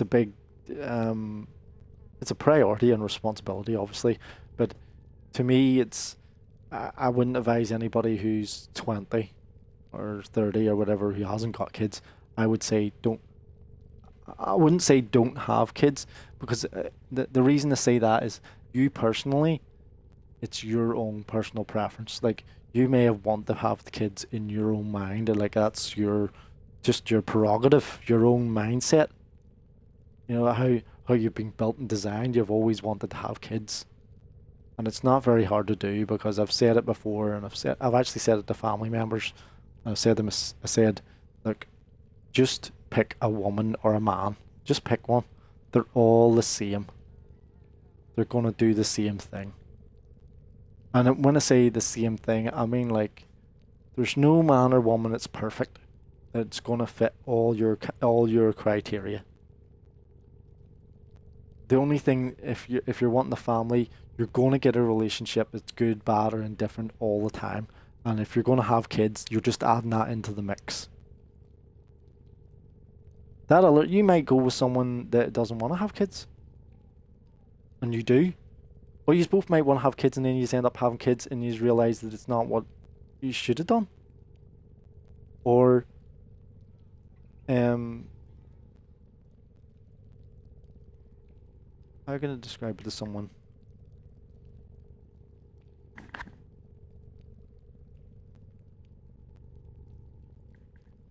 How can I describe it to someone who, when you're on one side of the fence? So when you're on the side of the fence that you don't understand what's on the other side and how that other person lives and the responsibilities and the mindset change. Imagine it like not having a car. It's a bit like that. It's a bit like not having a car. Or an animal. Pet, a dog or something. It's a bit like that, right? But you can't get rid of it. You can't sell the car. You can't fix the car. You can't change the car. You can't trade it in. You can't do anything with it. You just have it. It's yours and that's it. And you're dealing with it. And if you try to do any of that stuff, nobody wants to know. Say you try to trade it in, they go, no, it's your problem. If you try to get it fixed, they go, no, it's your problem. If you try to buy anything for it, it doesn't change anything. It doesn't change anything on it. If you try to do anything else with the car, you have to pay for it all, and nobody wants to know. And you can't take it to the scrapyard either. That's what it's like having children or whatever. Or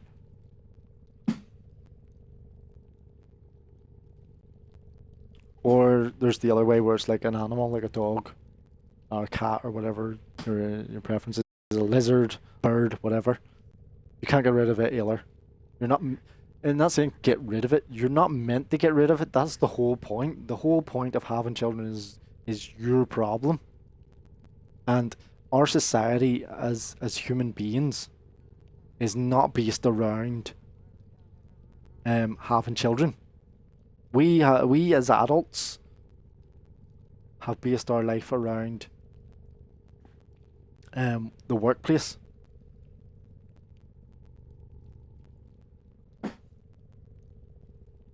We have based our life around the workplace as adults. We have not based our life around children, or I want to say life.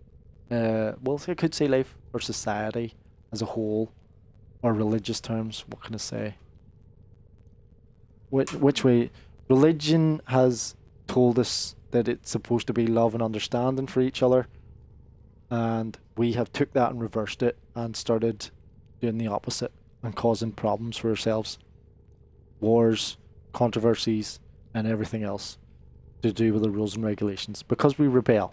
That's what human beings do. We absolutely 100% rebel against each other and hoodwink each other. We just constantly do that all day. And when you get into a relationship and you have children, that's and one side's thinking that the other side is bad. It's to do with the way we have advantages. So say like one could be working and the other one isn't. So that's us versus them. You're not bringing in the money. Money is what runs the world. Argument back and forth. They both could be working. Not enough time. Start arguing over time and passing the kids back and forth. What other things is the same for animals if they have a dog or something. Although an animal is you just this is the thing about human beings. We just leave things. We just leave it to the side and we go, I'll be back from work, and then you come home from work and the dog's chewed the place to bits. And there's shit everywhere. Because you don't care. Nobody planned for the place to be tore apart with the dog because they had to go to work and they didn't have time to get up to sort out or get the dog minded or whatever it is.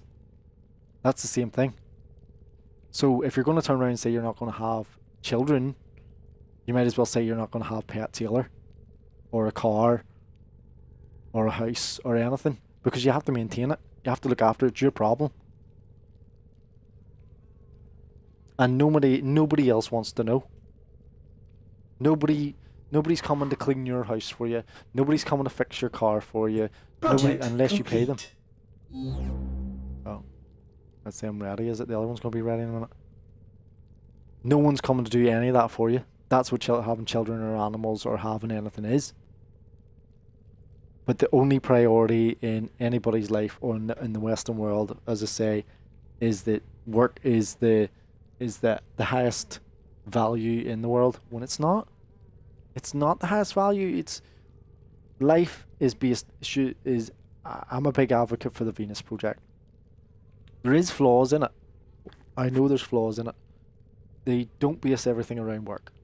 There is countries in the world. It isn't just America or the Western world. They have a lot of different views and cultures and understandings and the ways of living.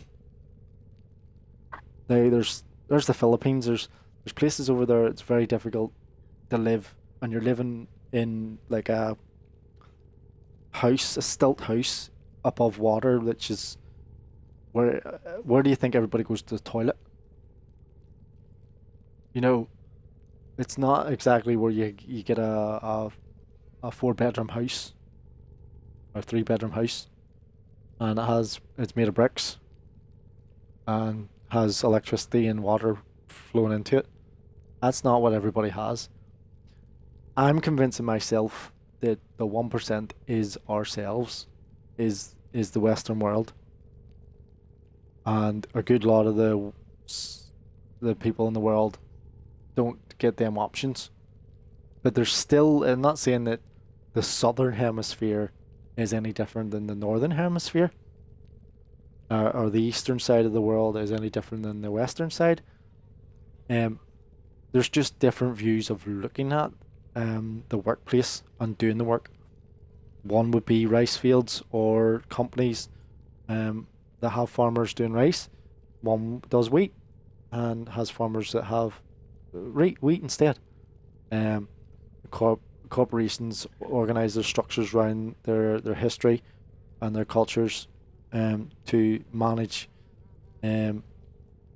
cleanliness and efficiency, while the other one bases on force and domination, or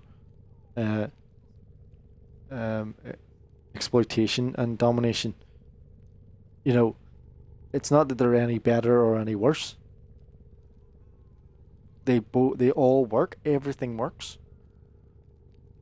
There's no, they're not letting the glue, and there's no amendments between them. There's just vague, wishy-washy, muddy waters in between. It's just enough to say, you stay that side and we'll stay this side. And that's being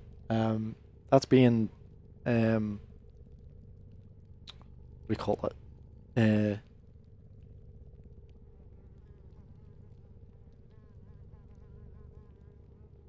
I say, it's being broken down now. It's being like amended now, where these sides are slowly but surely crashing, and the waters are becoming a bit clearer of what's actually going on than just being muddy all the time. Because the erosion of that there is it's the two sides of the world, or the northern hemisphere and the southern hemisphere, are realizing that nobody's better off. Nobody's getting one thing over the other. Somebody who could be phenomenally rich, right, wealthy beyond your dreams, and a person like myself, I wouldn't say that I'm worse off than anybody else, but somebody who's in a very poor position that could be on Skid Row or something, right, is a vastly different perspective and world if the roles reversed. Because that person's mindset that was rich could end up in that position in Skid Row just as quick and not be able to get out of that position. But it only takes your planning and working towards your own personal goals to get out of that position. like Trading Places. There was a film called Trading Places, I think it's called, and it was Eddie Murphy was in it. I think it was Eddie Murphy. I can't remember. I'll look it up in a minute. But they traded a man in the street with a rich man to see if it would be any different, and it was all to do with a bet. And it does work. It does happen. Whereas like you can end up, and that's what they use in places where it's like we're giving you an opportunity, and it's not down to you that your own person, your own skills and merit that got you there. It's down to the other person deciding that that's what they're gonna impose on you and make you do for them. So as from overall, what was that? What's the weapon? It's the arrow. The overall perspective from them two angles, and the rich and the poor and the different parts of the world, and the connection is the internet itself is slowly bashing and colliding over like TikTok, or not well, it is TikTok, and Twitter and Facebook and all these, and in the middles of all these cracks is the policies and the regulations. It's not, and it's slowly being eroded and broken down, if you can imagine it, right? So there would Facebook or TikTok or Twitter would make a policy here or there. So Elon Musk, right? Everyone praises him for buying over X or Twitter. He's a unbelievably wealthy person, and he's trying to. He says he keeps Twitter free and open. But then you get these ones that are creating this here transgender stuff and all, or whatever it is that you want to call it, and making it difficult for themselves. Rather than, because these people like that, they have to announce that as a human, as in their own mind, they have to announce that that's what they are, like a vegan. They can't stop themselves. They can't sit there and feel like they're being oppressed because they're called a man or a woman when they identify, or whatever it is, as non-binary or a cat or whatever it is that their mindset thinks that they can do. And they will not listen to anybody or anything because it's not meant to be logical or make sense. It's not meant to make sense the way their mindset works. The human brain, it works in absolute chaos all the time anyway. It never works in a way where it's like X, Y, and Z, because that would take a plan, and that's not how they see things. They see things as they see themselves and how their feelings are, and feelings don't work off a plan. They're just wishy-washy every day. The only people that they might listen to, which is not being promoted on the media because it doesn't benefit them and the pharmaceutical companies or whatever they may be, is the detransitioners. Very few people know from the 80s, 70s and 80s that these people exist, the detransitioners. Detransitioner is a person who tried to become a man or woman or whatever it is, or they didn't know at the time that there's, because obviously that's why they're creating this whole culture to keep us fighting with each other. And don't get me wrong, like I'll point that out in a minute. Something came up in my mind again. So LGBT groups and all that, they're plus or whatever, are a group on their own that are trying to be noticed, and they are being noticed. They're not a group that isn't being noticed.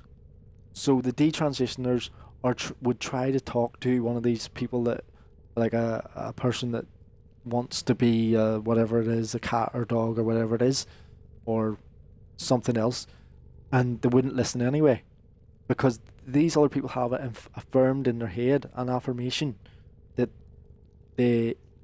which you have to look at what an affirmation is. An affirmation is a chant, like a mantra.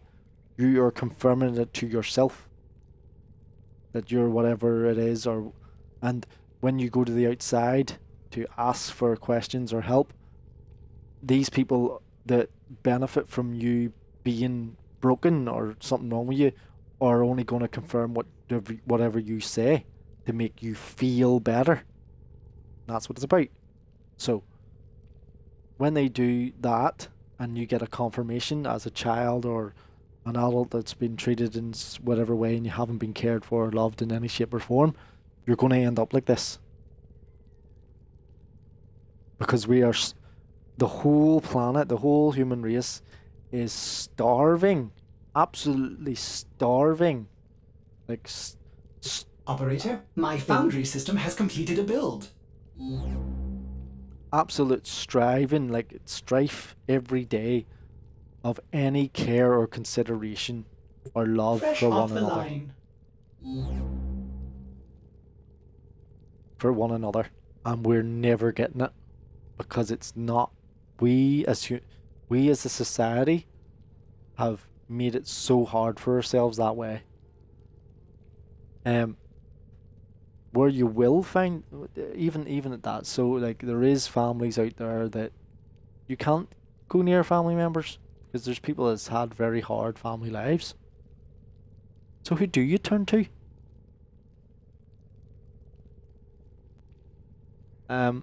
There might be a few saints out there that you might, if you're lucky, you bump into. You know, people that actually genuinely care. I would like to think I'm one of them people, but maybe it's just like I'm not perfect either. And there's only so much bullshit you can take from people. And these corporations are built around not caring, not helping, and not building anything. But that's what I see different about the digital extremes. They watch, they've seen where they can make the money, and they've listened, and they're still listening. I think it's the best way of describing that. And with the LGBT groups and stuff like that there, they need to realize that the people they're fighting against, like heterosexuals or calling people names and labeling each other, labeling other people than labeling themselves, and that these other people, people around them, are given these people more than enough room to do their thing. In fact, I'll say it like this: LGBTQ plus exists. It exists. It's like me saying Sony or Microsoft or Twitch. It's just a company name. It exists. So if you think that you're not being heard, the fact that LGBTQ plus or whatever it is, and whatever you add to it, isn't being heard, it's a household name. So if you're not being heard, that's it right there in front of you.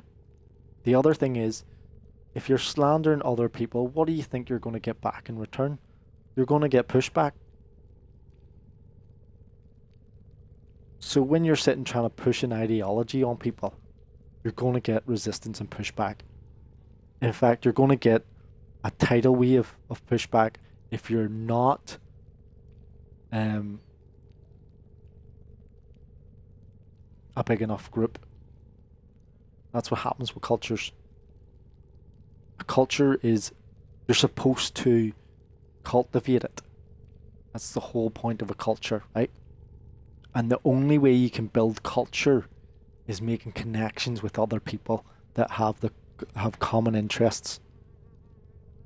An LGBTQ plus person, and a cis person you would call them, or a heterosexual person, or any other human being on the planet that doesn't see a gay person's point of view, or doesn't see a non-binary or whatever it is the way you see it, still gets up and takes a shit in the morning, or takes a shit as a human being.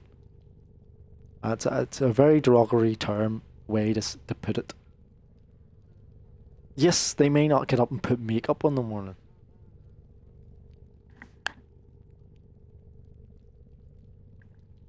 I thought I heard something. They may not put makeup on in the morning.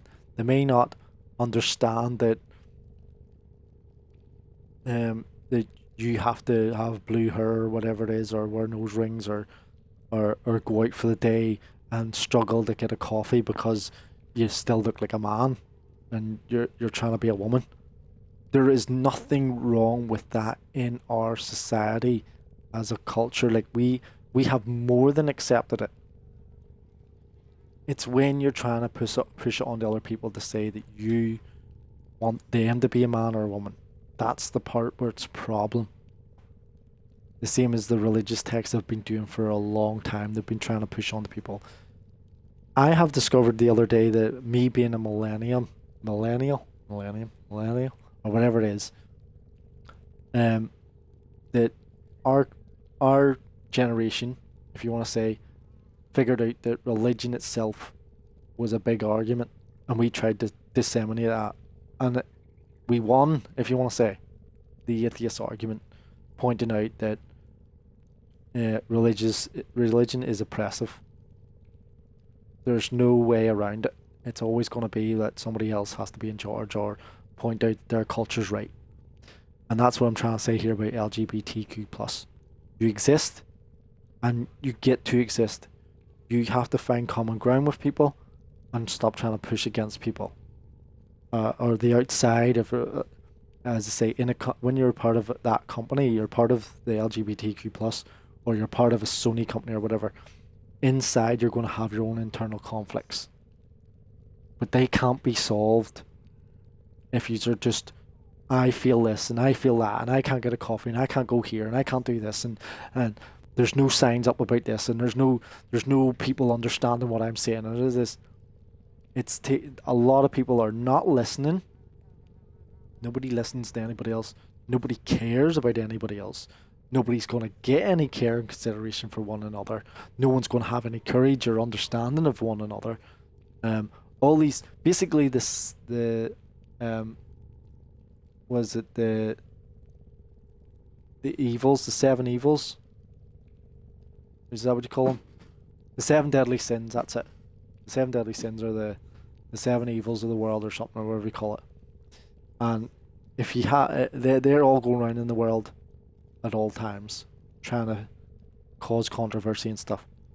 But love is the only one that I can't figure out if it's good or bad. Love and hope. Love and hope are the two.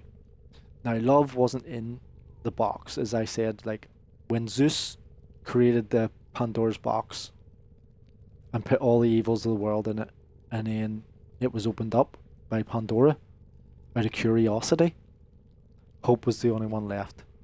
But the thing I can't understand is, why was hope in there in the first place? Like, did it slip in? Did he put it in? Was it the worst evil, and that's why it was at the bottom? You know, or was it a good thing that it was in there? That's one of them. And love only creates more love. Hope creates more hope. Love creates more love. Oppression creates more oppression. Dislike creates more dislike.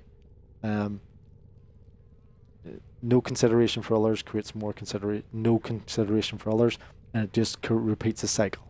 War creates more war, and it never ends. It's always going to be like that. So if you're sitting around the water cooler and you're complaining about something with your work colleagues or whatever it is, or saying that Jimmy, Sally, Susie, whatever, that's what's going to continue. Rather than the focus of the work itself that I'm trying to say. As I said, all the people on Twitch, all the people that are trying to, like myself or whatever, that have interest in these things, we're not getting employed through the natural practices of policy and regulation. By regulation and policy, we should technically be, everybody should be employed. Everyone has equal rights and all that, and equal qualities, and we can all learn everything, and we all have the skills, or we can make the skills eventually. But the way that's filtered out is the people that are already in the workplace filter that out and go, it's how I feel. I don't feel like he's a right fit. I don't feel like she's the right fit. I don't feel like she would do the right work. I don't feel, get me? It's not work. It's not going to get the right people into the place, because it wasn't, the people in there don't want that. unless it's the brother, cousin, uncle, or whatever it is, family member or friend that they personally like. And then all the paperwork doesn't matter. It just all gets signed off anyway. And dumped in, through in the cabinet somewhere. You could sit there and baby read all the day, blah blah blah blah on it. And the CV could have blah blah blah blah on it, baby rating. And they would just Navigation throw it has in the been back. updated with new invasions. Chaos is spreading. They would throw it in the cabinet and HR would just ignore it. That's what happens. That's a long-winded that. Right, I'm gonna get these. I don't know if I'm gonna level them up.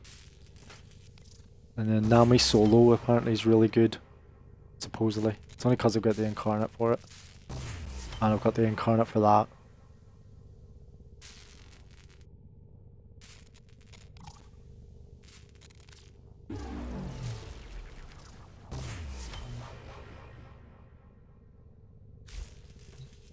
We get these leveled up.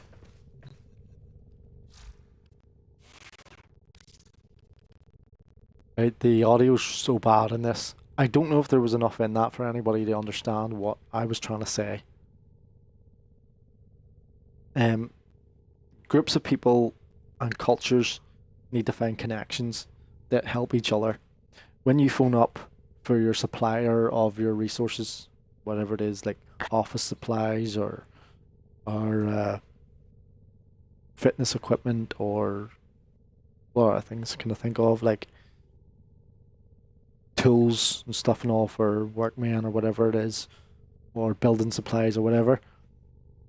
That's a connection to the outside. That's somebody that you talk to on a regular basis in a wholesalers or wherever it is that you might talk to, or the company talks to, that is the day-to-day management or maintenance of their building, or contractors coming in and out, is trustworthy people that they may have found or added to their list of people that they can call upon or pay to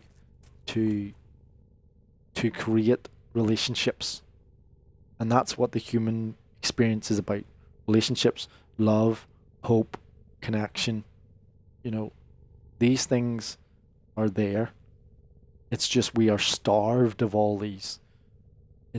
And the system we have designed, as I said before, is not based around children. Is not based around self-sufficiency. It's the two ones I always talk about. I'll give you an example for a woman, okay? She has a baby, and she has the option to go to work or back to work, which is the adult decision to go back and keep making money for the company or for herself, which is then just to pay the rent. The problem comes in is when the rent gets paid, where's the child going to go when she's at work? And then you go, well, the other worker can deal with it, which is the male or female, right? Whoever's in the relationship or whatever it is. They rely on the other person, right? But then they're at work too. So where's the baby going to go? Nobody cares. Perfect example. Nobody cares where the baby goes. The baby could lie in the house all day.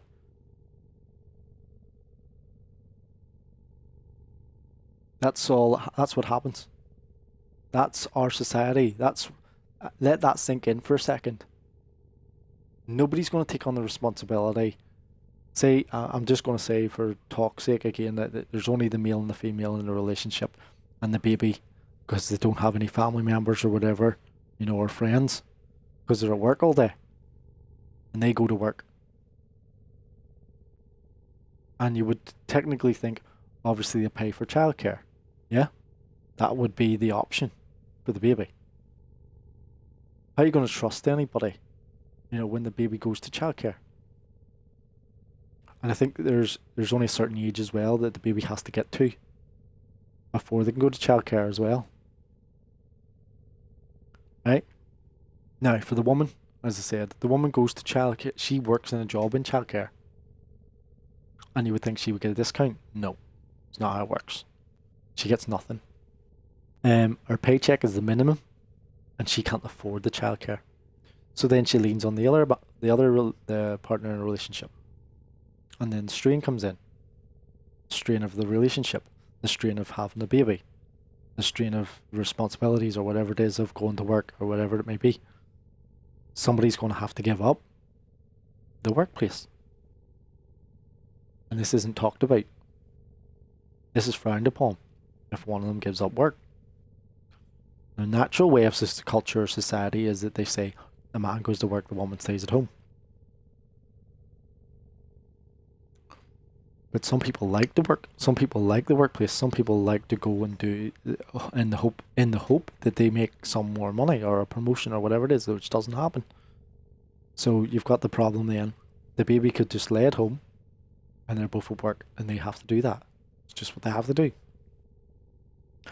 Then the bill comes in, and they obviously say they go to they put the child in childcare. She's working in childcare, and she can't afford childcare. That's how our society works. That's how human beings look at each other. Our financial system, our economy that we've got, pays you just enough to pay the rent. Yeah, I haven't talked about the male yet, or the female, or whatever one, the other partner in a relationship, has to pay for the childcare but can't afford it. Now it's just simple numbers, nothing complicated. If she gets $1,000 and he gets $1,000, and it's the minimum, or $12,000 or $1,200, but I'll keep the 1,000 each, so that's 2,000 income, and the rent's 1,000. That's one of the incomes completely gone. Now there's the childcare. Who's paying for the childcare? Because the money she works for in childcare has just went to the rent to keep a roof over their head. Now he has to pay for childcare.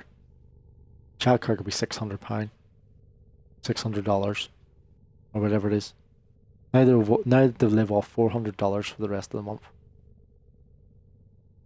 And $600 doesn't even cover the month, because it's $300 a week. I'm just putting these random small numbers together, not the bigger numbers, because it's actually bigger than that. It's actually more than that.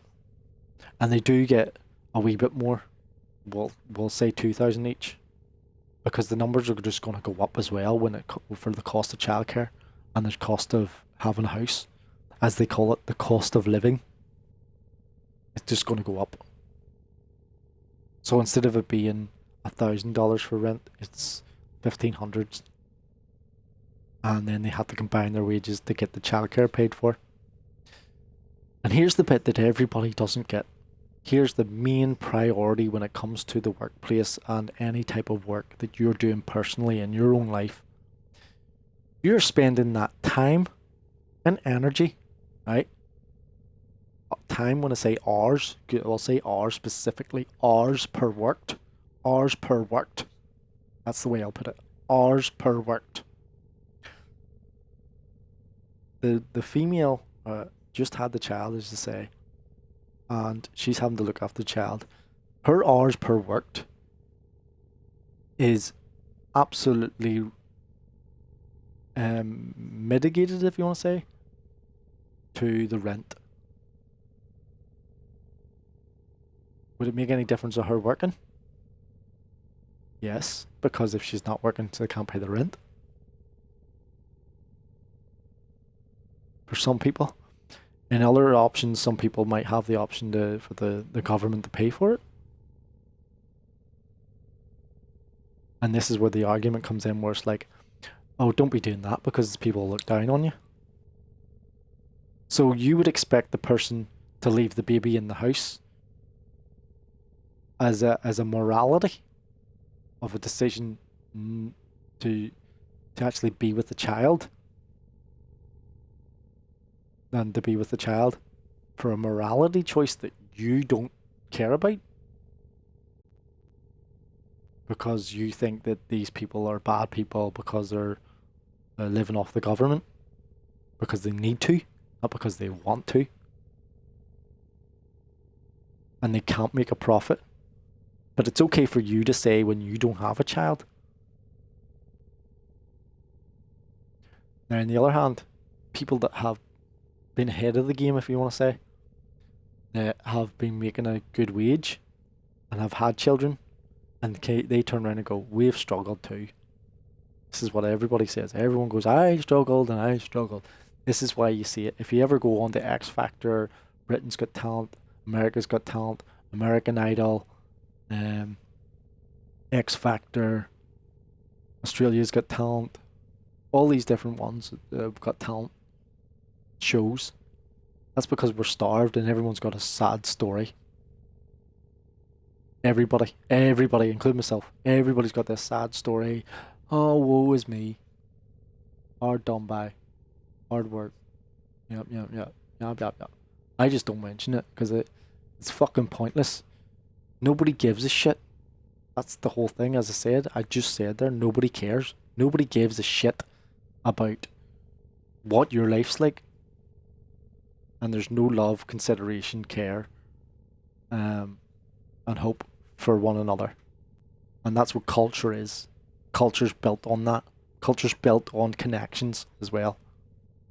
It's built, but now society as a whole, as we can see and all, is built around corporate welfare, corporate exploitation, company structures and models that derogatize their workers and as well as their customers to a point where it's like, we'll look down on you and derogatize you in a way where it's like, it's okay for us to do it, but it's not okay for you to do it. That's what corporate welfare is. That's what corporate business models are built on. They're built on destroying you as a human being. That's what Jeff Bezos says. Jeff Bezos' business model is openly built on other people not liking each other and making it harder for you. And it's even more hilarious, as I say, doing all the work. Like the big strong man hitting the bell, and I just have to sit here and look at it and go, we're doing it to ourselves. Like it doesn't matter what politician you pick. It doesn't matter where you work. It doesn't matter what strike you do or activism that you do for the climate or wherever it is that you complain about something. It makes it worse that you're causing the disruption for yourself if you're sitting on the road and doing activism or climate, whatever. Because the climate thing was actually made by the oil companies in the first place to cause controversy around it, so you get talking about the oil or talking about the energy sources themselves to keep them in business. It's the whole point of controversy or controlled opposition, as they say.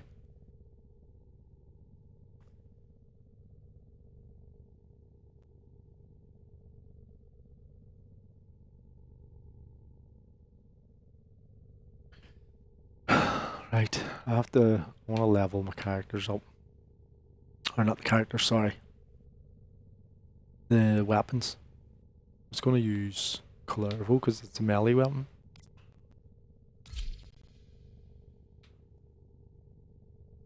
Or his ability isn't actually based on the weapon, is it?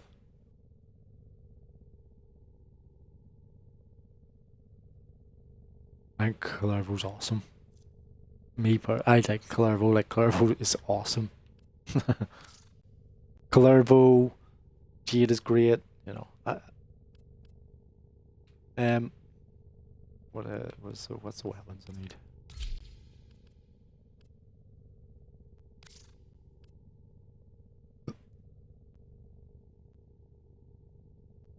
Enjoyment in life is hard to get. Where's the sword? There. Huh?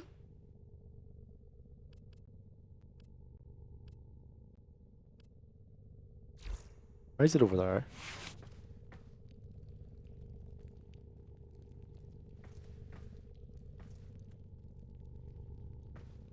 Right. And the handgun, sorry.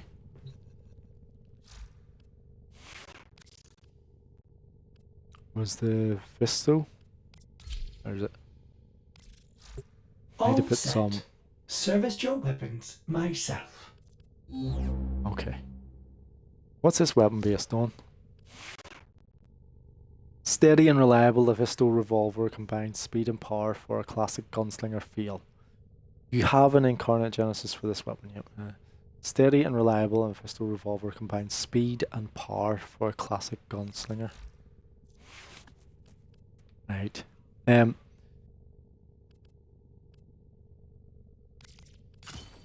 Obviously multi-shot straight away.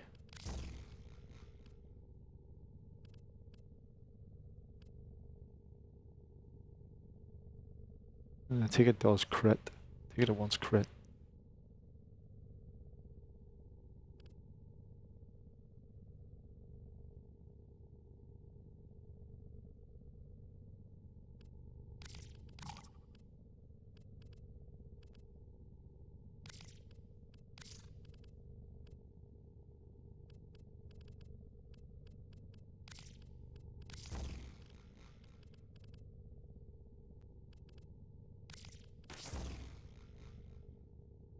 Yeah.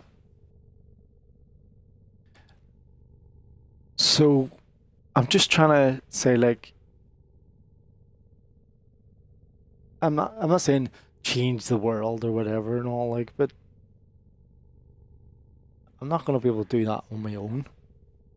Nobody can. We're not all gonna sit here and magically overnight everything's gonna change. In fact, if anything, nobody wants it to change overnight.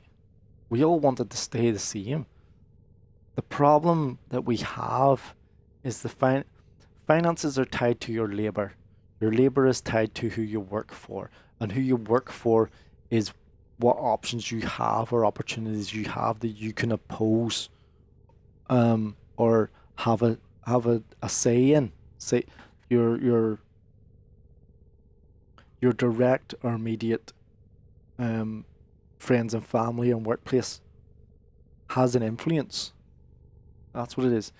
There was a great book, obviously, I can't remember who it was, to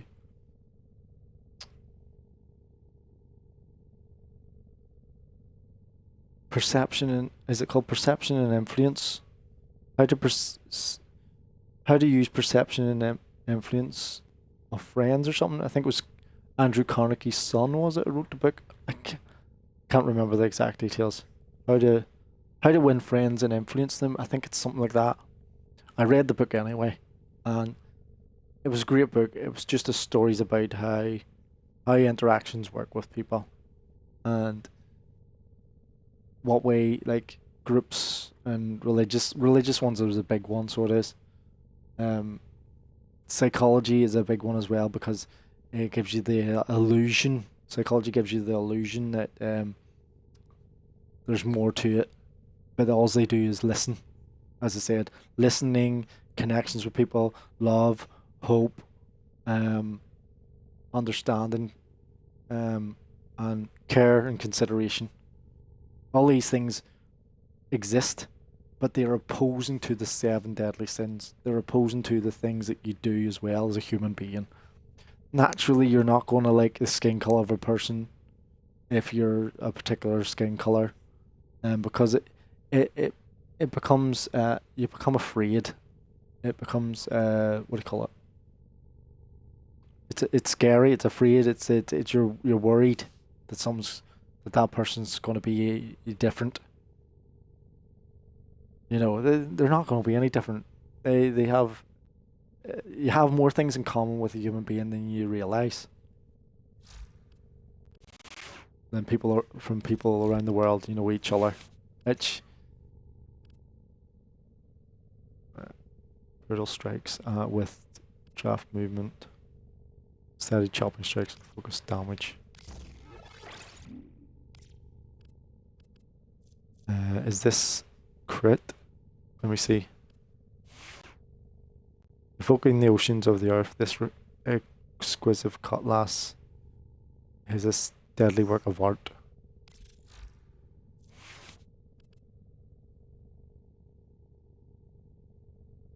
slash. Is that why everybody likes it?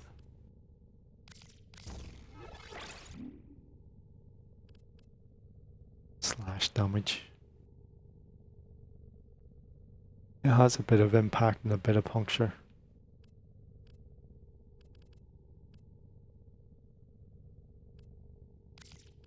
So I'm going to put that in. Yep, status effects. Heavy attack, efficiency, and electricity. Free electricity.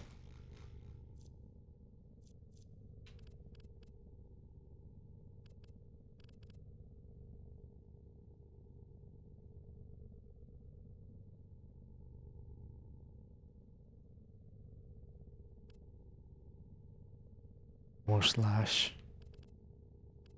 I'm looking for volcanic strike. So is volcanic strike better than jagged edge?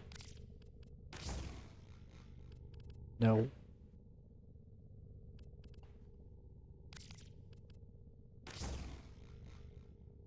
By 11. Yeah, I'll just keep volcanic strike on because I get more electricity damage. And I get my slash. But I've left, so I'll put the slash in, yeah. Yeah, it's not nice when people are living a life that's miserable. And it is miserable on purpose. It's made that way on purpose. We have built it that way on purpose because we haven't built a society around how the children are going to grow up. And it can be any aspect when you actually study it and look at each other and we go, a teacher. From a perspective of the teacher, you have to go to work, as I said before. But you have to get your child looked after. So where's the child going to go? Does it have to stay with the other partner? Is the child a baby? Are they going to be in nursery? Does it cost more than what your wages are worth when you're working? And then that's down to your hours per work. Is that going to be dead hours that's going to cost you? For this just to keep a roof over your head, or for the child to be looked after by somebody else while you go to work? And when I say work's no better. That person's, as a teacher, is not going to sit and go, I enjoy doing this, over the fact that their own child is being looked after by somebody else. And it's not going to be any different than them being at home and they want to be at work. You know, as I said, people want to do these things, but it's not based around child society, child structure, okay? In fact, if anything, it's built around the opposite. You can go down the dark avenues of what actually goes on in the world, in the dark world that we are all aware of, and I find disgusting that it's built that way. This is what these pharmaceutical companies do. This is what the working world tries to distract you from. This is what finances is built on. It's built on causing hassle and disruption with people, with human beings. Okay? It's built on that. It's built on making things harder for each other to cause conflict. And the second one that the money doesn't like, or what other people don't like on one another, is self-sufficiency. Self-sufficiency is a key to how things can move forward as a society, as human beings. Again, I'll point out a few things like, I don't know if he was doing it. You can argue back and forth. I don't know what the full story is about Mr. Beast, okay? He was trying to do the water wells. Self-sufficiency. Building on helping other people. Trying to make connections with other people. Caring consideration and giving them hope. These things are not being used as a force for good. They're being used as a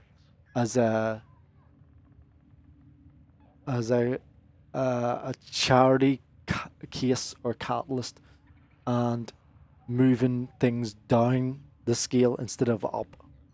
And that's why I find it hilarious about we're going this direction of saying that these groups of people, LGBTQ plus in the Western world, are ideologues and idiots, when it's their perspective of life, the same as we have our perspective of life, that's the way we want to live.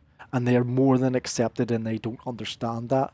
Or maybe they do, because they have their own internal arguments, the same as us. And then it's us versus them, which then we all should have the connection to understand that we have a common goal, common ground, common understanding.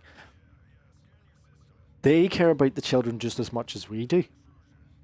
But they want to impose their way of seeing it, and we want to impose our way of seeing it. And neither of them's right. You can't turn around and say to a small mind, about adult understanding. They have to grow up first. And it doesn't matter whether it's you have to go to school, get a good education, and the system will look after you. You know, that's not good. And you can't just say, this is how, you talk about how you feel and let people know, and if you feel like a girl or a boy or whatever it is, we'll sort that out. No. We'll help you with that. No, that's just making more conflict, right? And the Eastern world, if you want to say, have went, let them crash and burn and do it themselves. And they will eventually step in then. This is what will happen with the power structure. These companies from the East will step in, which I don't know if they've already done it anyway. They own all the metal. They own the biggest metal companies. They own the biggest banking, financial companies. And the gaming industry is massive over there too. I don't know if it's because of the size of their country, or their population or whatever and all, or they've been working these things. But all they'll do is step in and take over, and we'll all have to live under their regime or whatever way they decide. And it's no better than ours. Ours is no better than theirs. It's a constant bashing of conflict against each other. This way, what we've got is fine. It works on the short term. But in the long term goal, if we all see an overview, like a bird's eye view, and go, look, there's clearly no end to this, and it's designed that way on purpose to keep us bashing heads and fighting on an individual level with our own minds and against each other. Financially, through energy and time, through our own personal anxieties or stresses or strains of doing anything, or through life, whether that be lack of sleep, have planning no goal, not planning any of your days or schedules, or working towards anything. Everyone has their own issues. What we have at the minute works, that we're able to try and get ourselves in a stable state, in a balanced state, but not all of us has that option.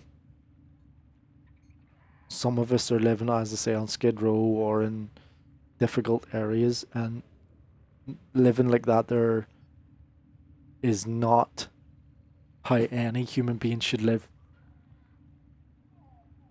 And there is people that do try to pick them people up. And it's not easy to pick them up, and it's not easy to help them, and it's not easy to do any of that stuff.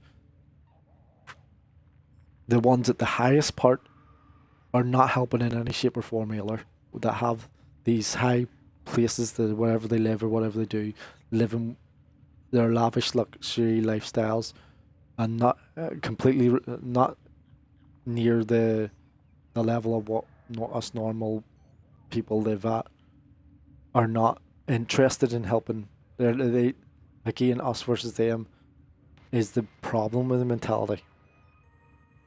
Nora has it on good authority. Do I need to build? Did I get them as rewards from that last one, or what was it? Blueprints, yeah. I'll have to level these up at some other point.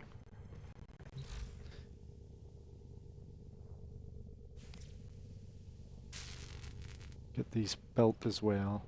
Where are they?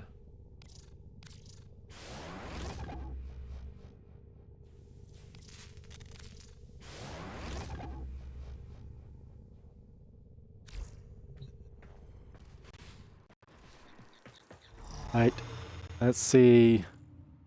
Let's leave it with the news. So, they also says about getting a free Caliban on the release, or whatever this is. Nova Prime and Trinity Prime. I need to get the Trinity Prime and the Nova Prime as well. I only have one Aya at the minute though. I put the game trailer up on the link last night. But at the minute it's Warframe trailer for the DevStream 101. Have a wee look at that. See what's going on in the industry, as I say. Doesn't take, you don't have to go too far. Google's right there, you know, for everybody. Your Discord, whatever way you communicate with people. Reddit. And again, rank 1 global profile. Get one made up. Comey's coming. Can't wait.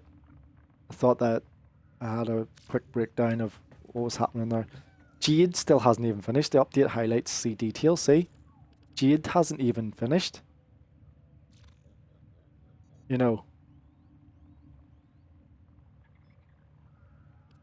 The Ureli skin came out. The Landing Craft skin. Which a lot of people bought.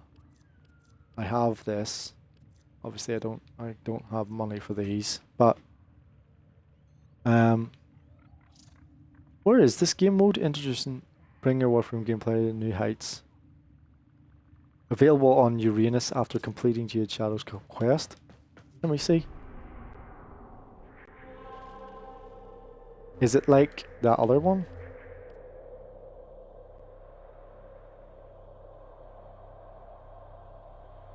Where is it?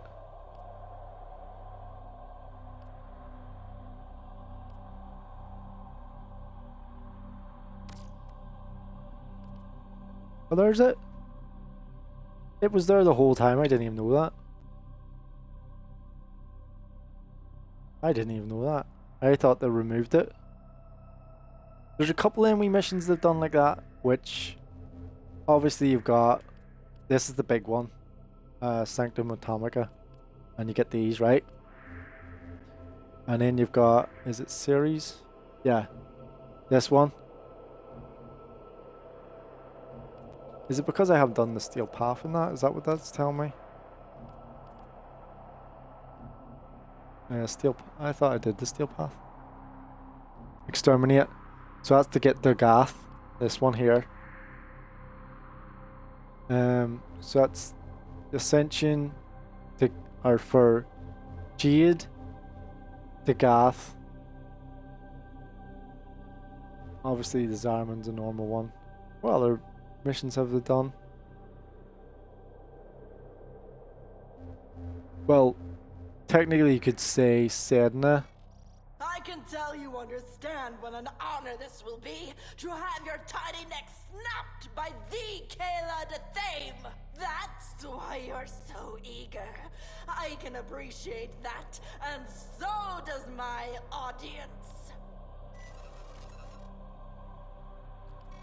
So technically you could say that for Siren.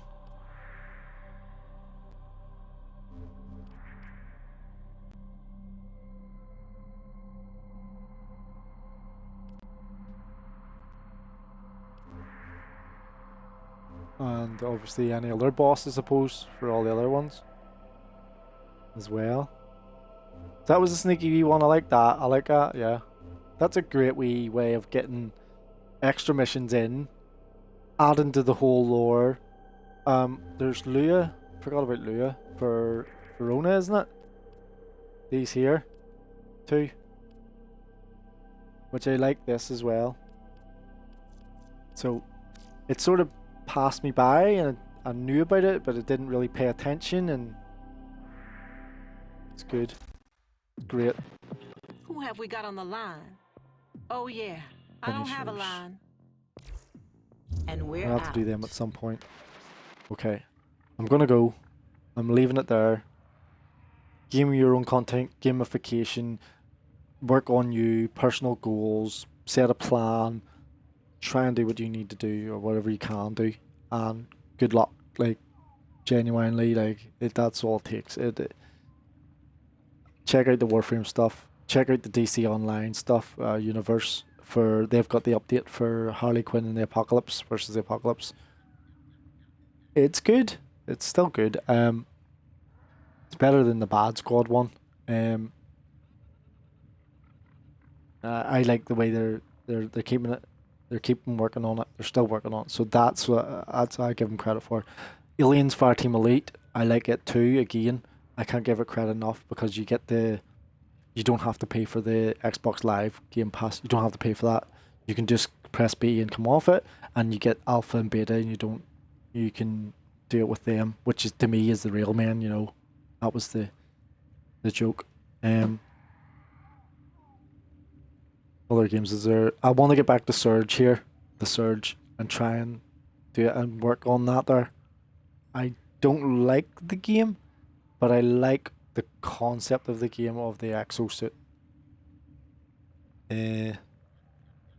Genesis Alpha 1 I haven't been near because it's a first person shooter. Payday 2 because it's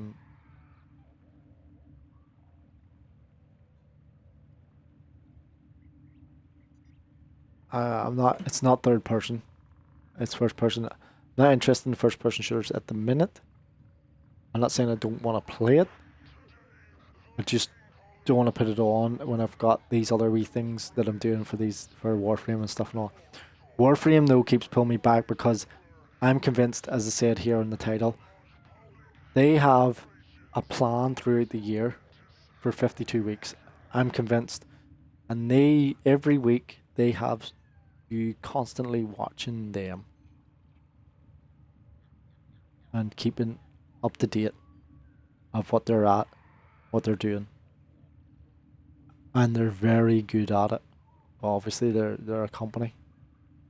It makes me jealous. It actually makes me jealous. I'm actually jealous that they have each and every week something planned.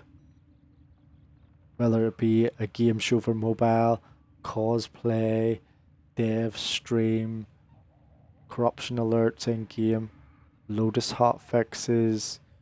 I'm just reading off that there. Comey reveals, Gamescom, Ten-O-Gen, Free Caliban, Prime Resurgence, highlights of the game itself.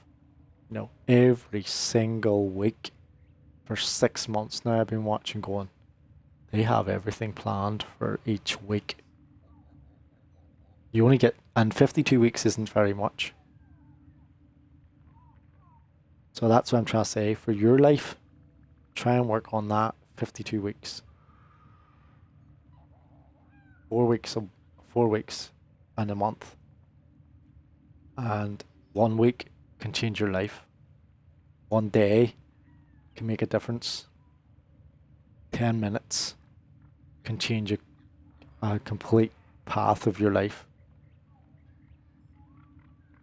It just amazes me. It absolutely astonishes me. Myself, I'm talking to myself as well. So, absolutely amazing. Enjoy your best life. Take care. Game your